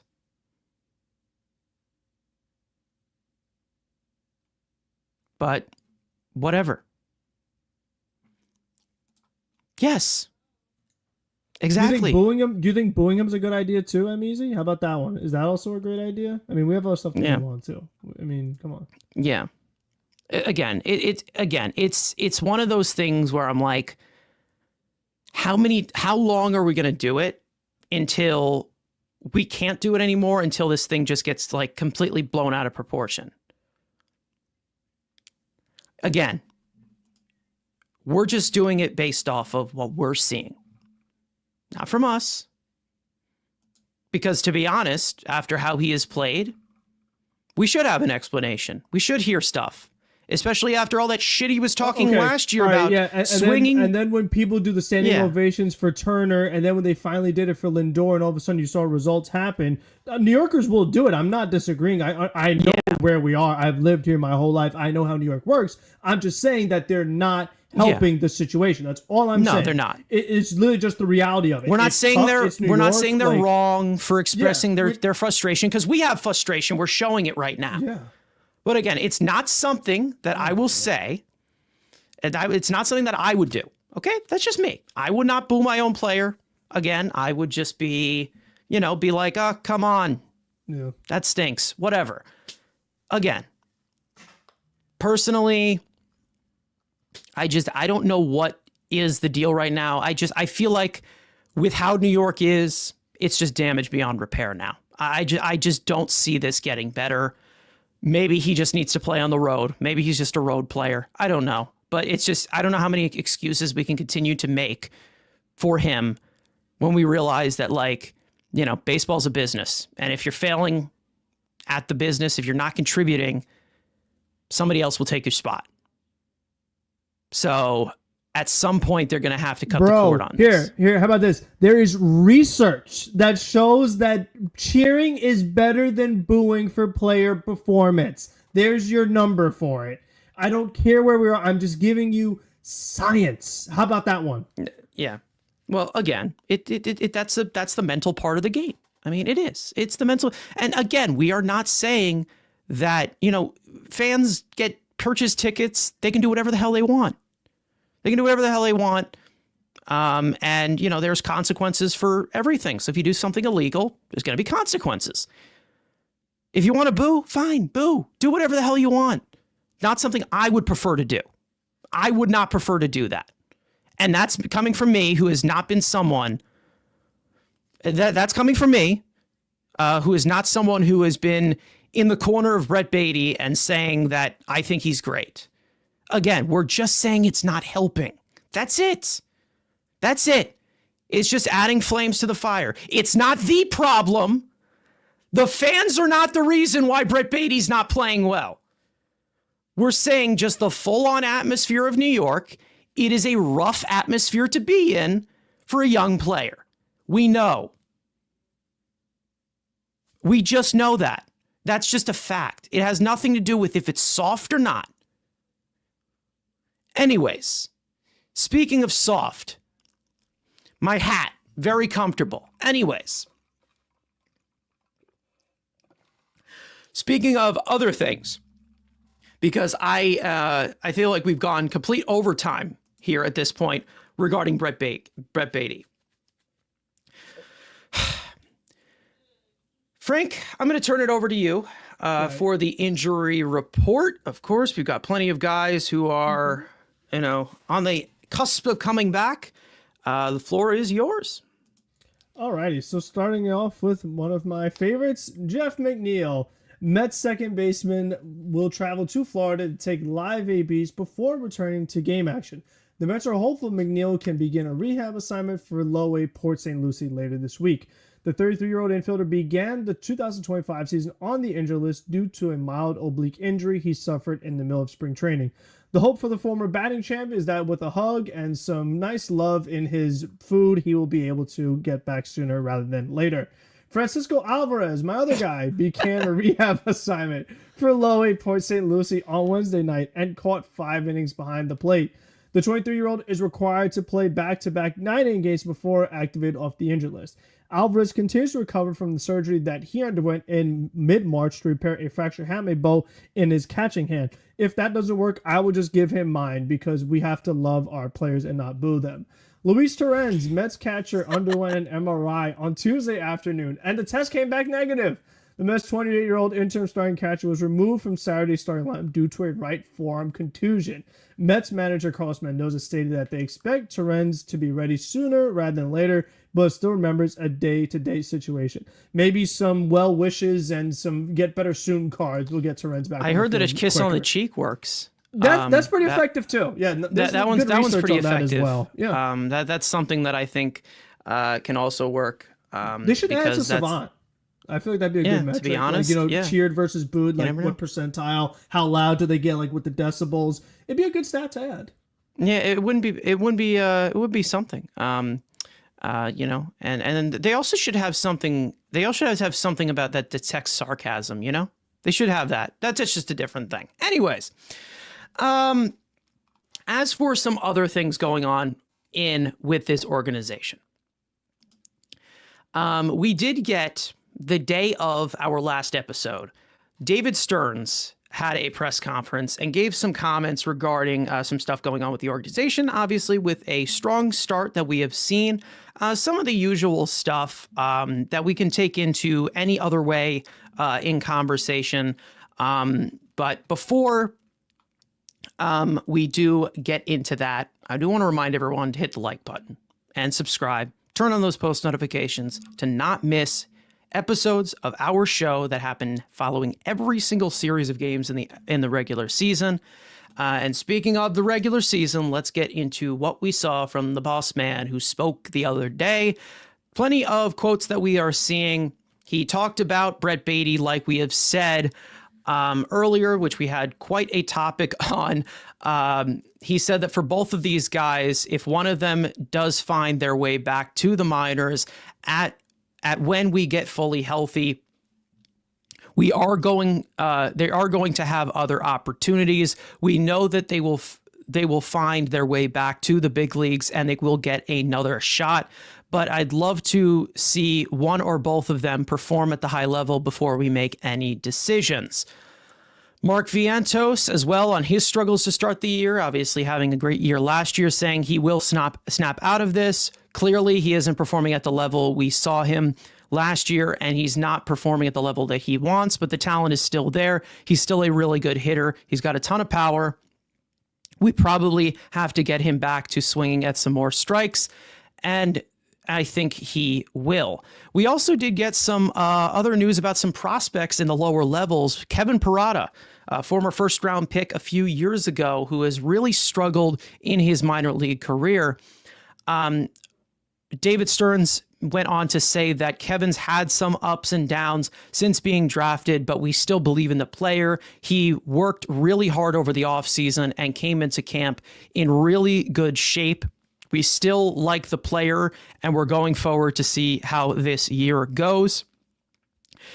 Pete Alonso, who has been one of the biggest bright spots on this team so far this year in the first 12 games. David Stearns, of course, saying that we've seen over the years that when Pete gets going, he can carry a team. It's been fun to see some enormous home runs. I think he's enjoyed it. Hopefully it allows him to take a little bit of a deep breath, and he's earned it. He loves playing here. Our fans love watching him. He's been a huge part of our wins so far this season. That is so weird to hear him say that, because I thought that he just completely hated him, right? That's crazy. Anyways, we also heard some stuff about Matt Allen, who just made his return for Low A Port St. Lucie a few days ago. He's saying that even given everything that Matt has gone through, every time he takes the ball, we are happy. He threw the other night. Let's get to the next one. And then after that, let's get to the next one, and we'll go from there. What I will say is that what he's doing right now is very impressive. He's demonstrating why he was so sought after in the draft, and why he has kept pushing so hard for the last 5 years to get back to this point. Obviously, Matt Allen undergoing multiple surgeries in the last 5 years, 2 Tommy John surgeries, a nerve correction, an internal brace. I mean, he has just gone through the woodworks, obviously, on his arm, on that right arm that we are relying on as him as a prospect. And it's actually crazy to think that this guy is only 23 years old. It's just nuts. Obviously, him being drafted as high as he was, the high slot money that he got, which was the most at the time. It was broken the next draft. But from some of these comments that we saw from David Stearns, obviously there's not really big things to take away from it. But I do think, in terms of the younger players, we are starting to see some shape up within, how they're going to go around accolading some of these guys to this roster. Frank, is there any real takeaways that you have from some of these quotes? Because again, it's very subtle, of course. It's very early in the year. But I think that, the way that David Stearns presents himself, he's very direct, and a lot of the stuff that he says, it's sincere and very honest. So you definitely can take that away from that. But any, things that go forward with any of these quotes, it's early, but I think we saw, the honesty that we always see from David Stearns. Yeah, I feel like with Pete, if he's having this kind of season, I would hope that the little thing we had last offseason with how long it took for him to sign and trying to get the right value, I'm hoping it won't take as long, because it's he's worth it. Because that was the thing that I feel like us and probably the Mets were a little apprehensive about, is that we're like, is he still that guy? I mean, he's been on a little bit of a decline. He was really struggling with runs in scoring position in the big spots. But you know what? If he's playing this well, then I feel like the Mets might be a little more aggressive. I feel like the Mets have this approach of if you're worth it, we'll pay for it. That's kind of how they've handled business. Yeah. So, that makes sense to me. I like that. Yeah, I feel like you said with Vientos, that seems to be the key. Swing at strikes, good things will happen with the natural power he has. So, and it's starting to show, I think, already. He's getting there. He's getting there. So I really hope that he gets his first home run in the Athletic Series. That's kind of like my big thing with that. I feel like that hopefully would get him going. His first major league home run was in Oakland. So there you go. Parallels. We do like storytelling, so that would be Yeah. very nice. But the other guys, like it's been a struggle for Manon with the health. It's been a struggle for Parada just with performance. So as we know, like the Mets they give guys a shot. Even though Allen and Parada and Baty, these guys weren't brought in by David Stearns, he's still giving them a chance to show what they could do. And if they are quality players, then you know what, they'll play. Like it's pretty simple. So we'll see kind of how everything plays out. And it wouldn't totally surprise me at all because it happens every time. But if they do eventually send out Brett Baty and he starts playing amazing in AAA again, it's just like, are we really gonna like keep doing this again? Where it's like, oh, he figured it out now. He made another adjustment. Now he's ready. I just don't know. Like we've just seen it happen so many times with the call up and send down. It feels like it just kind of is what it is with him at this point because, like we said, the sample size continues to increase. So that excuse is just not really relevant anymore. So it just, like we said, we feel like we kind of know what he is, at least as a Met. Could he go somewhere else? Maybe St. Louis, since that's a really nice place. They're very nice fans there. are really nice to you. Maybe he figures it out. I hear they there. give you a hug, a kiss on a cheek, and they also give you some chocolate as well. It's very nice there. I mean, if that doesn't turn your career around, I don't know what would. But seriously, maybe he goes to an organization, maybe they make actual adjustments, like with a good hitting coach, and then he turns out to show some of what he was capable of as a prospect. Because the frustration is like there was talent, just haven't seen the consistency or any talent this season, to be honest with you. But all in all, like he's not gonna give us too much. But everything he said, like it makes sense. I mean, nothing crazy. Like it's all like, you know what? We hope our guys play better, stay healthy, and get paid well. Like it was all like very positive stuff. Yeah, obviously, we can always take away from some of these comments. There's a lot of things that go on with closed doors. We'll see what decision they do make because Jeff McNeil's eventually going to come back. We know that he will, and he's going to be the starting second baseman. Do they go with having an extra left-handed bat on the bench, which I don't think is really going to be good for the sake of Baty, or do they go with the platoon of McNeil and Acuna? Who knows? I'm not sure. We all know who I would send down. I think everybody would send down Baty for, activating Jeff McNeil, but we're not there yet. So we'll see what chances they do end up getting because we also do have other infielders in this minor league system who maybe they start off hot in the higher levels. Guys like Jet Williams, maybe Ronnie Mauricio starts going. Like we'll see how they accolade this. And it's going to be very interesting how this infield is kind of configured because there are some positions that guys will look out of position. I have my opinions on it, but we'll see. Again, we already did plenty of time talking about Baty, so it's whatever. DMAC coming in here with $2. Thank you so much. Thank you for the donation. That will go straight to Baty. We are going to be very super nice to him. And it's also going to come with a big smooch. Anyways. Yeah, so as for what we saw from David Stearns, pretty much what we expected from, very early in the season.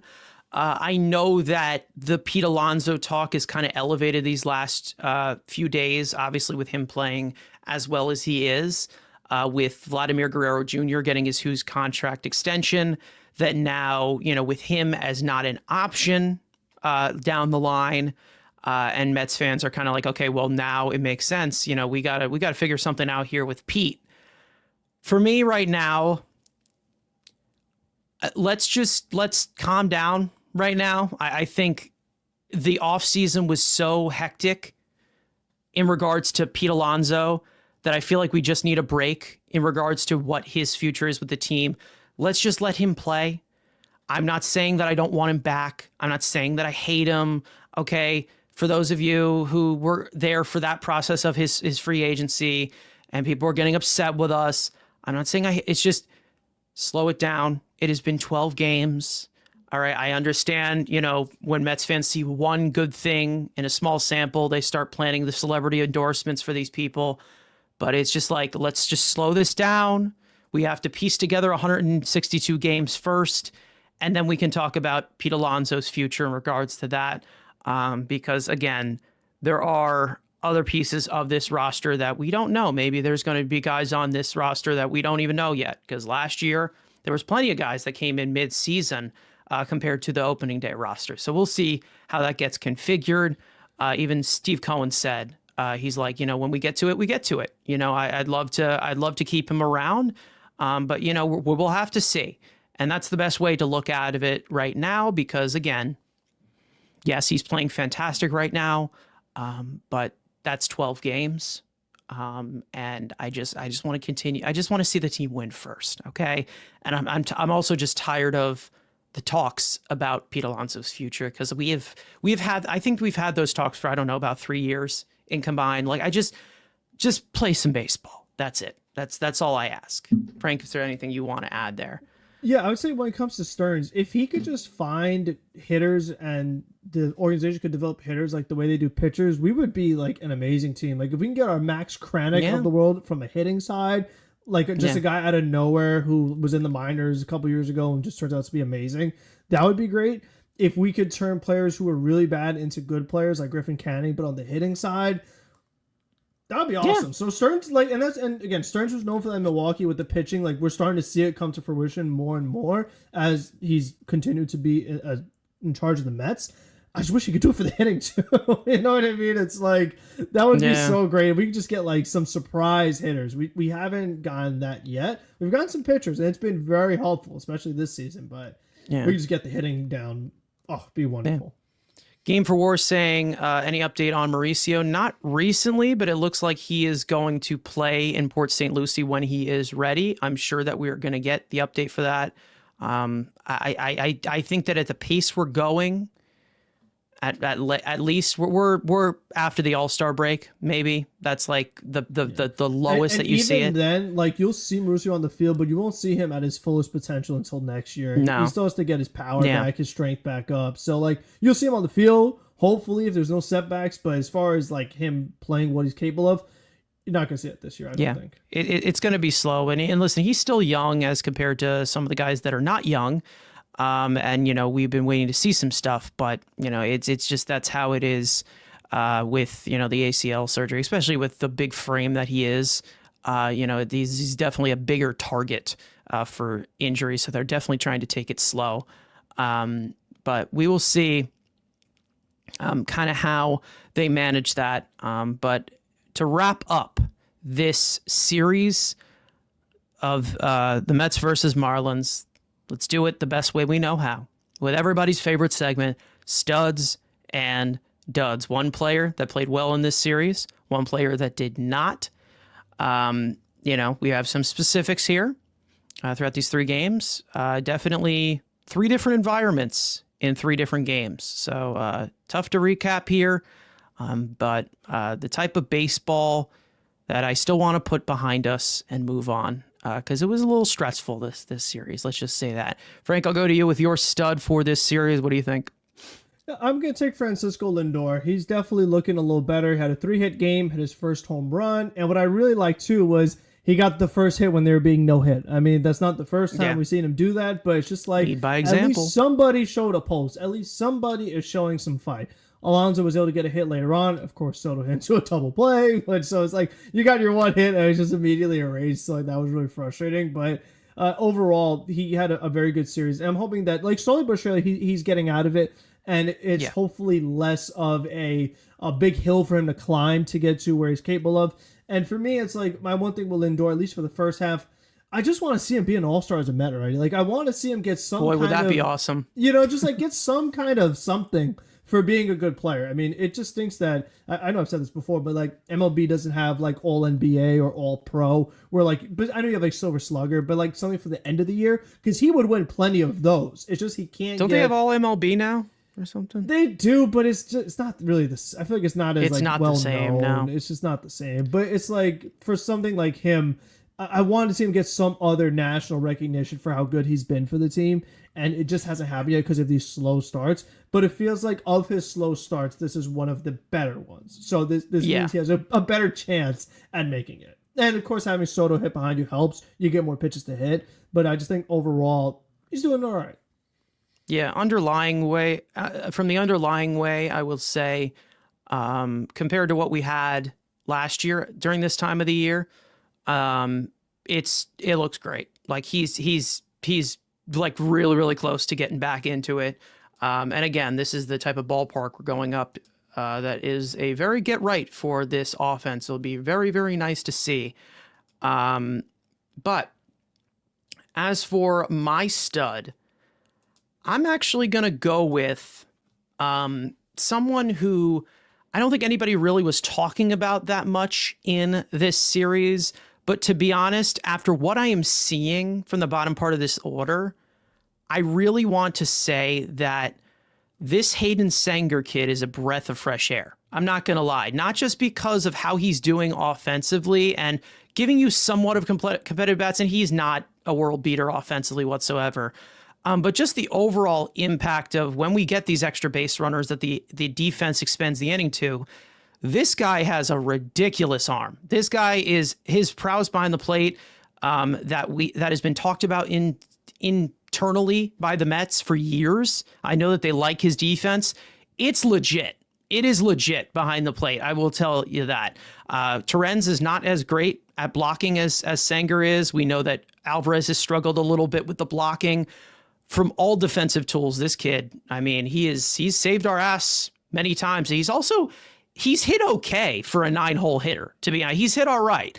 He's not great. Foods guy. He's hit for a Whole Foods guy. For a Whole Foods guy, that worries, that likes to think about his health. Pretty good. Let's just say that. Yeah. His framing too. I mean, listen, Baseball Savant, 91st percentile for their framing, and then, like you said, the blocks, 96th percentile. So pop time, he's a little slow when he's getting up, but I mean, he gets rid of it pretty good though. So keeping the runs where they are though, very important, especially as we transition to duds. I'll get into that.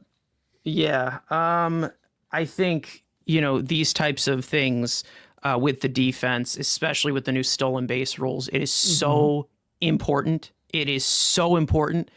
Obviously with the pop time, I don't know, actually, to be honest, that's like really good pop time. It's just, I don't think he qualifies because he hasn't played that much. Not enough so reps it's probably, okay. All right, that's fine. Yeah. So it's pretty quick. Cause like, there's no way he can have, like that caught stealing as high as it is with that type of pop time.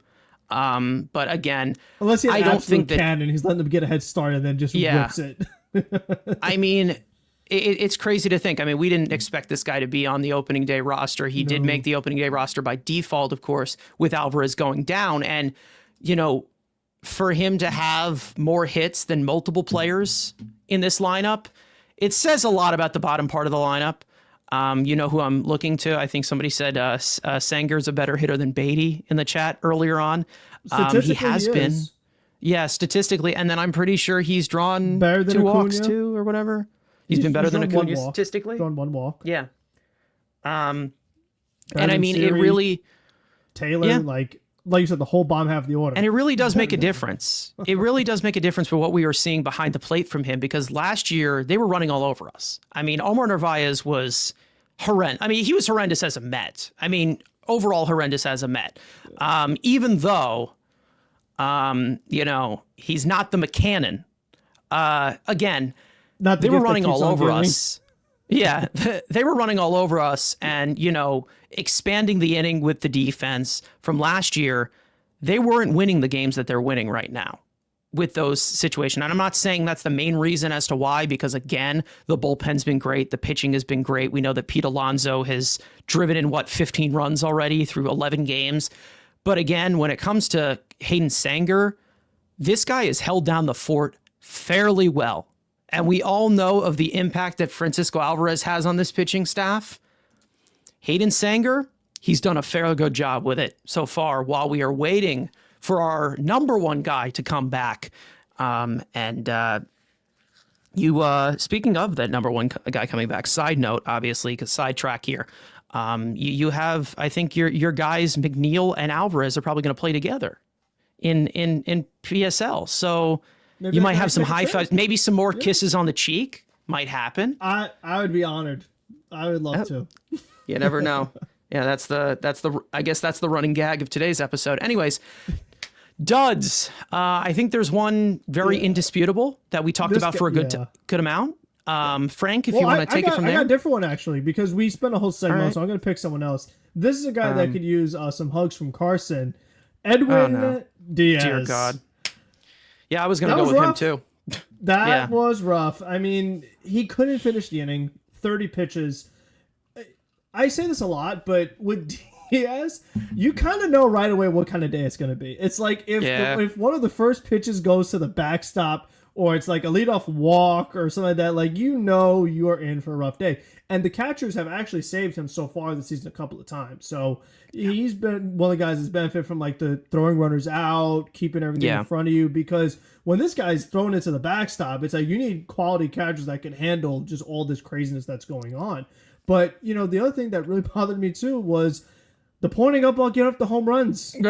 He's still doing it. He's still doing it. Like, do I defend it? Do I defend it? No, you don't. It's sorry. It's not the first time. Right. It's not the second time or the third time. Like, how many years has this been going on? He's been doing this. So, you know, between the walks, throwing it to the backstop, giving up home runs, pointing at the home runs. Now, they were talking about like, oh, it's not a save situation, no adrenaline.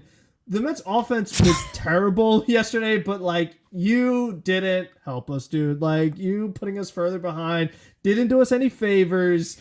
It was those are the really excuses you can't make. I'm sorry, you can't be making those. I was just very frustrated because imagine the Mets actually did make a little bit of a comeback and it was tied or they were up and then he did that. Like, that would have made it even worse. It was like we kind of accepted the loss anyway, so that just made it like, okay, just totally forget it. But it wasn't great to see. You will see how it goes. I know with Diaz, he's like one of these hot and cold. He goes through roller coasters, especially the Marlins. We know last year, Marlins big save, Josh Bell. He blows it, home runs, pointing up, and then he's crying in the locker room. Like, it's part of the Diaz experience, but it just every time it's not fun. And listen, closers blow saves. Devin Williams was terrible yesterday, and he's not a great season, but it's just part of the whole Diaz time. Yeah. Here's the thing.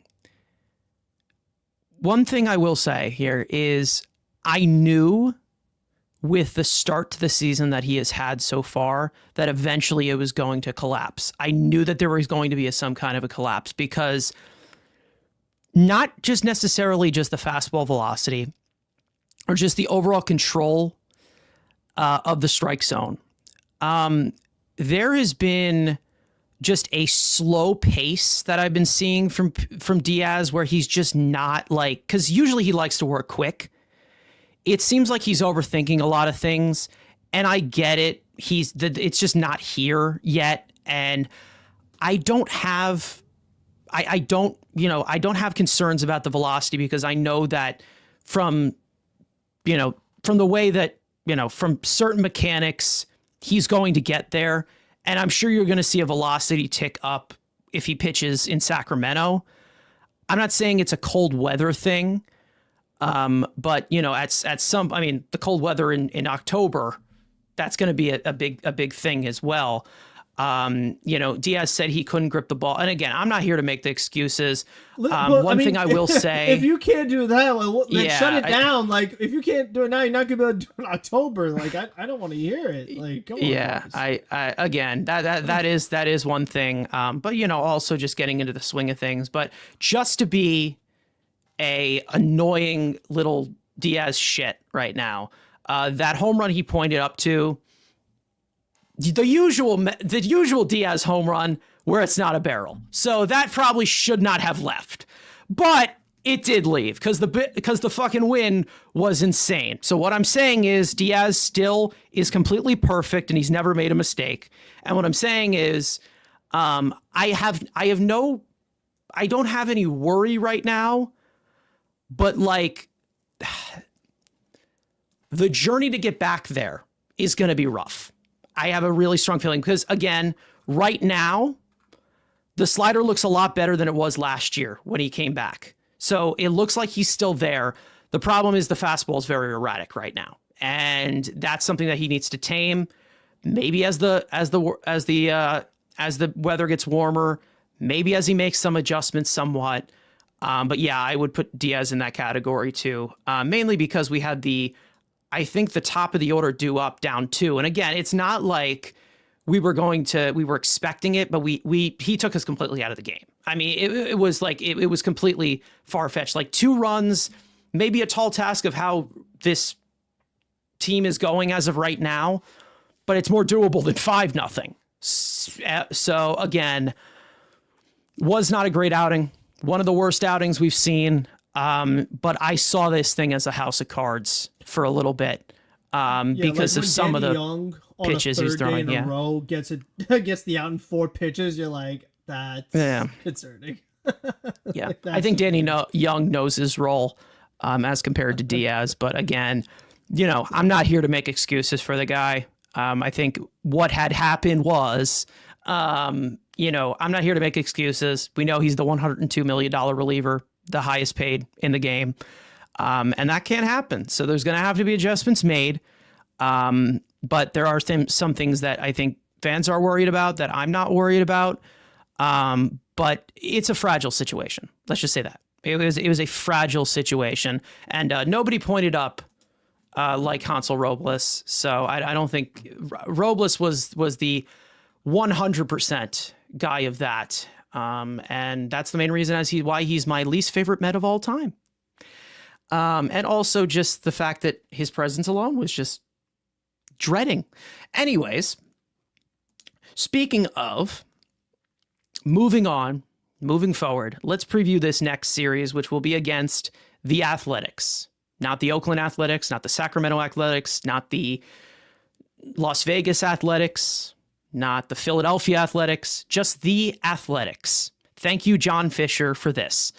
Anyways, as for your pitching probables for this 3-game series on the road, going to Sacramento, which is a minor league ballpark. Game 1, Griffin Canning looking to build on a solid start to the season. Maybe he goes a little bit deeper into the game this time. He will go up against J.P. Sears, who is one of, I think, the pieces that the Yankees sent over to the A's for a guy who's on our team right now, Frankie Montas. So J.P. Sears, solid left-handed pitching, so we'll see what the platoons look like. Game 2 goes to David Peterson. Let's hope that he's not nauseous this time, and hope that he's okay. But it looks like he is going to make that next start. As of right now, we don't know who the starter is going to be for Game 2 for the A's, even though Mitch Spence is lined up as of right now on their roster and has made starts before. The Mets tattooed him last time in the other half of the offense in the game that I went to. That was 3 hours and 45 minutes, where Jose Quintana couldn't get the ball to play. 6 batters, yeah. Yeah, it was not great. And Game 3 goes to Kodai Senga.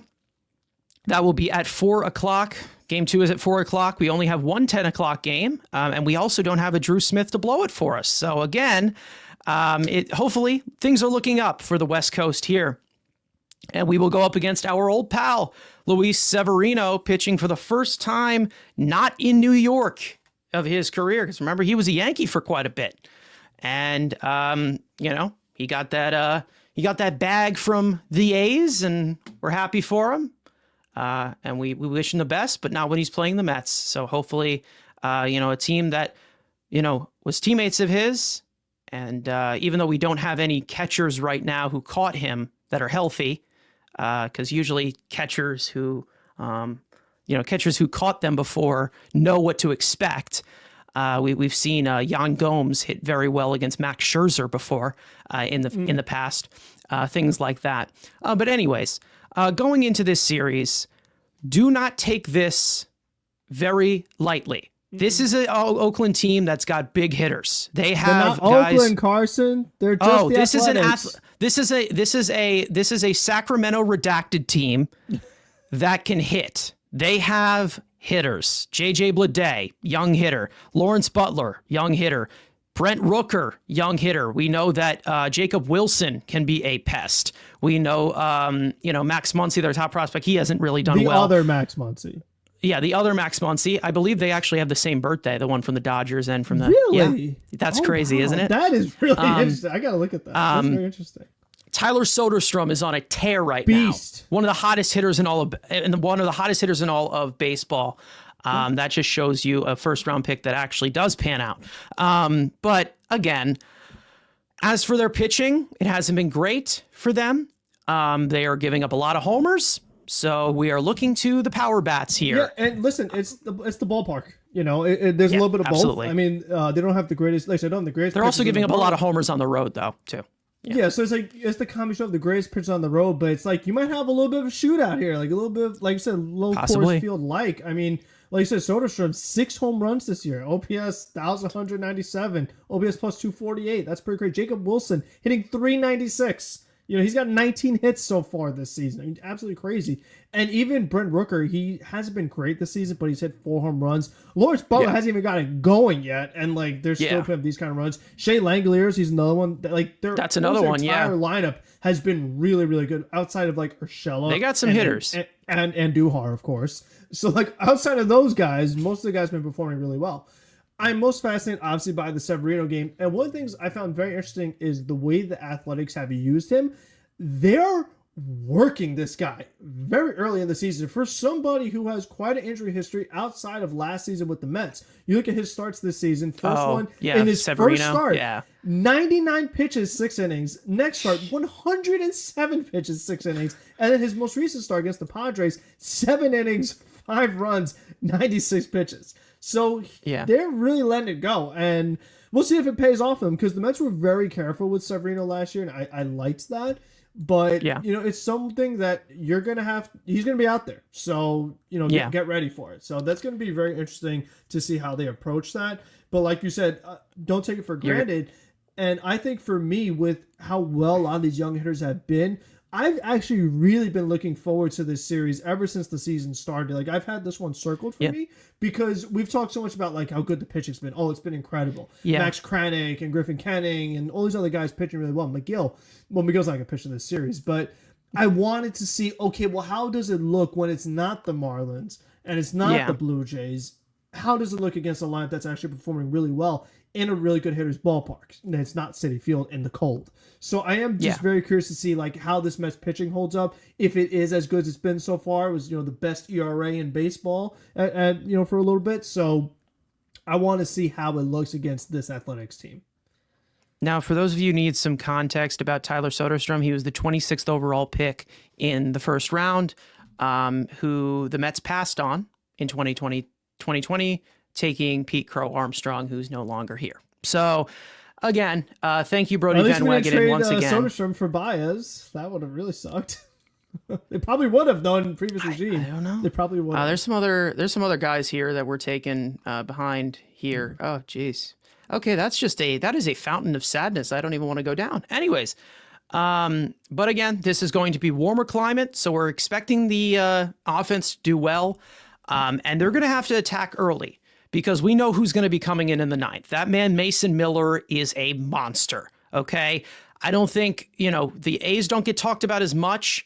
But this is one of the best relievers in all of baseball. This guy with ease can touch 102.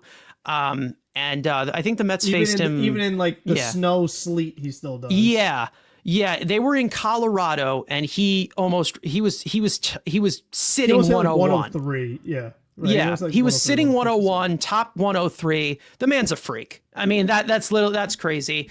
You know, do I miss when our closer used to get to those heights? Yes, I do.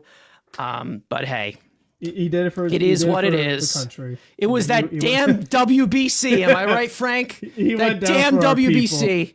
Yeah, anyways, for us. Going into this series, some of the keys that I would say. Mark Vientos, this is your chance to get on a roll here. Baty, this is your last, because this is a minor league stadium for you. This is something that you have succeeded in. I don't know if he's familiar with this stadium. And then also, I'd also like to see. I also would like to see the Mets kind of play the matchups, or fray away from the matchups a little bit more just because of the lefty. Because I know that we've talked about like, you know, Winker getting it. There was a reliever that he got a hit off of. Little. Like he got so the big he got hit off the of. big triple off of Little, Yeah. and then they pinch hit from the next day with Marte. Yeah. So like again, like these types of matchups. Yeah, it's time to completely maximize the offense here because this is a hitter's park. This is a pitching staff that has not done well and has definitely given up a decent amount of homers. And then also, you know, you just got to play whoever has been hitting the best. And we know that does not include Brett Baty. We know that does not include, you know, guys like, you know, Jose Siri. He has not been hitting well.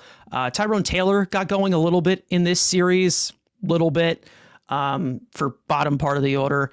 He actually had a few competitive ABs in this series, but yeah, but the bottom part of that order, they got it. You got to get something. You got to get something from that bottom part of the order.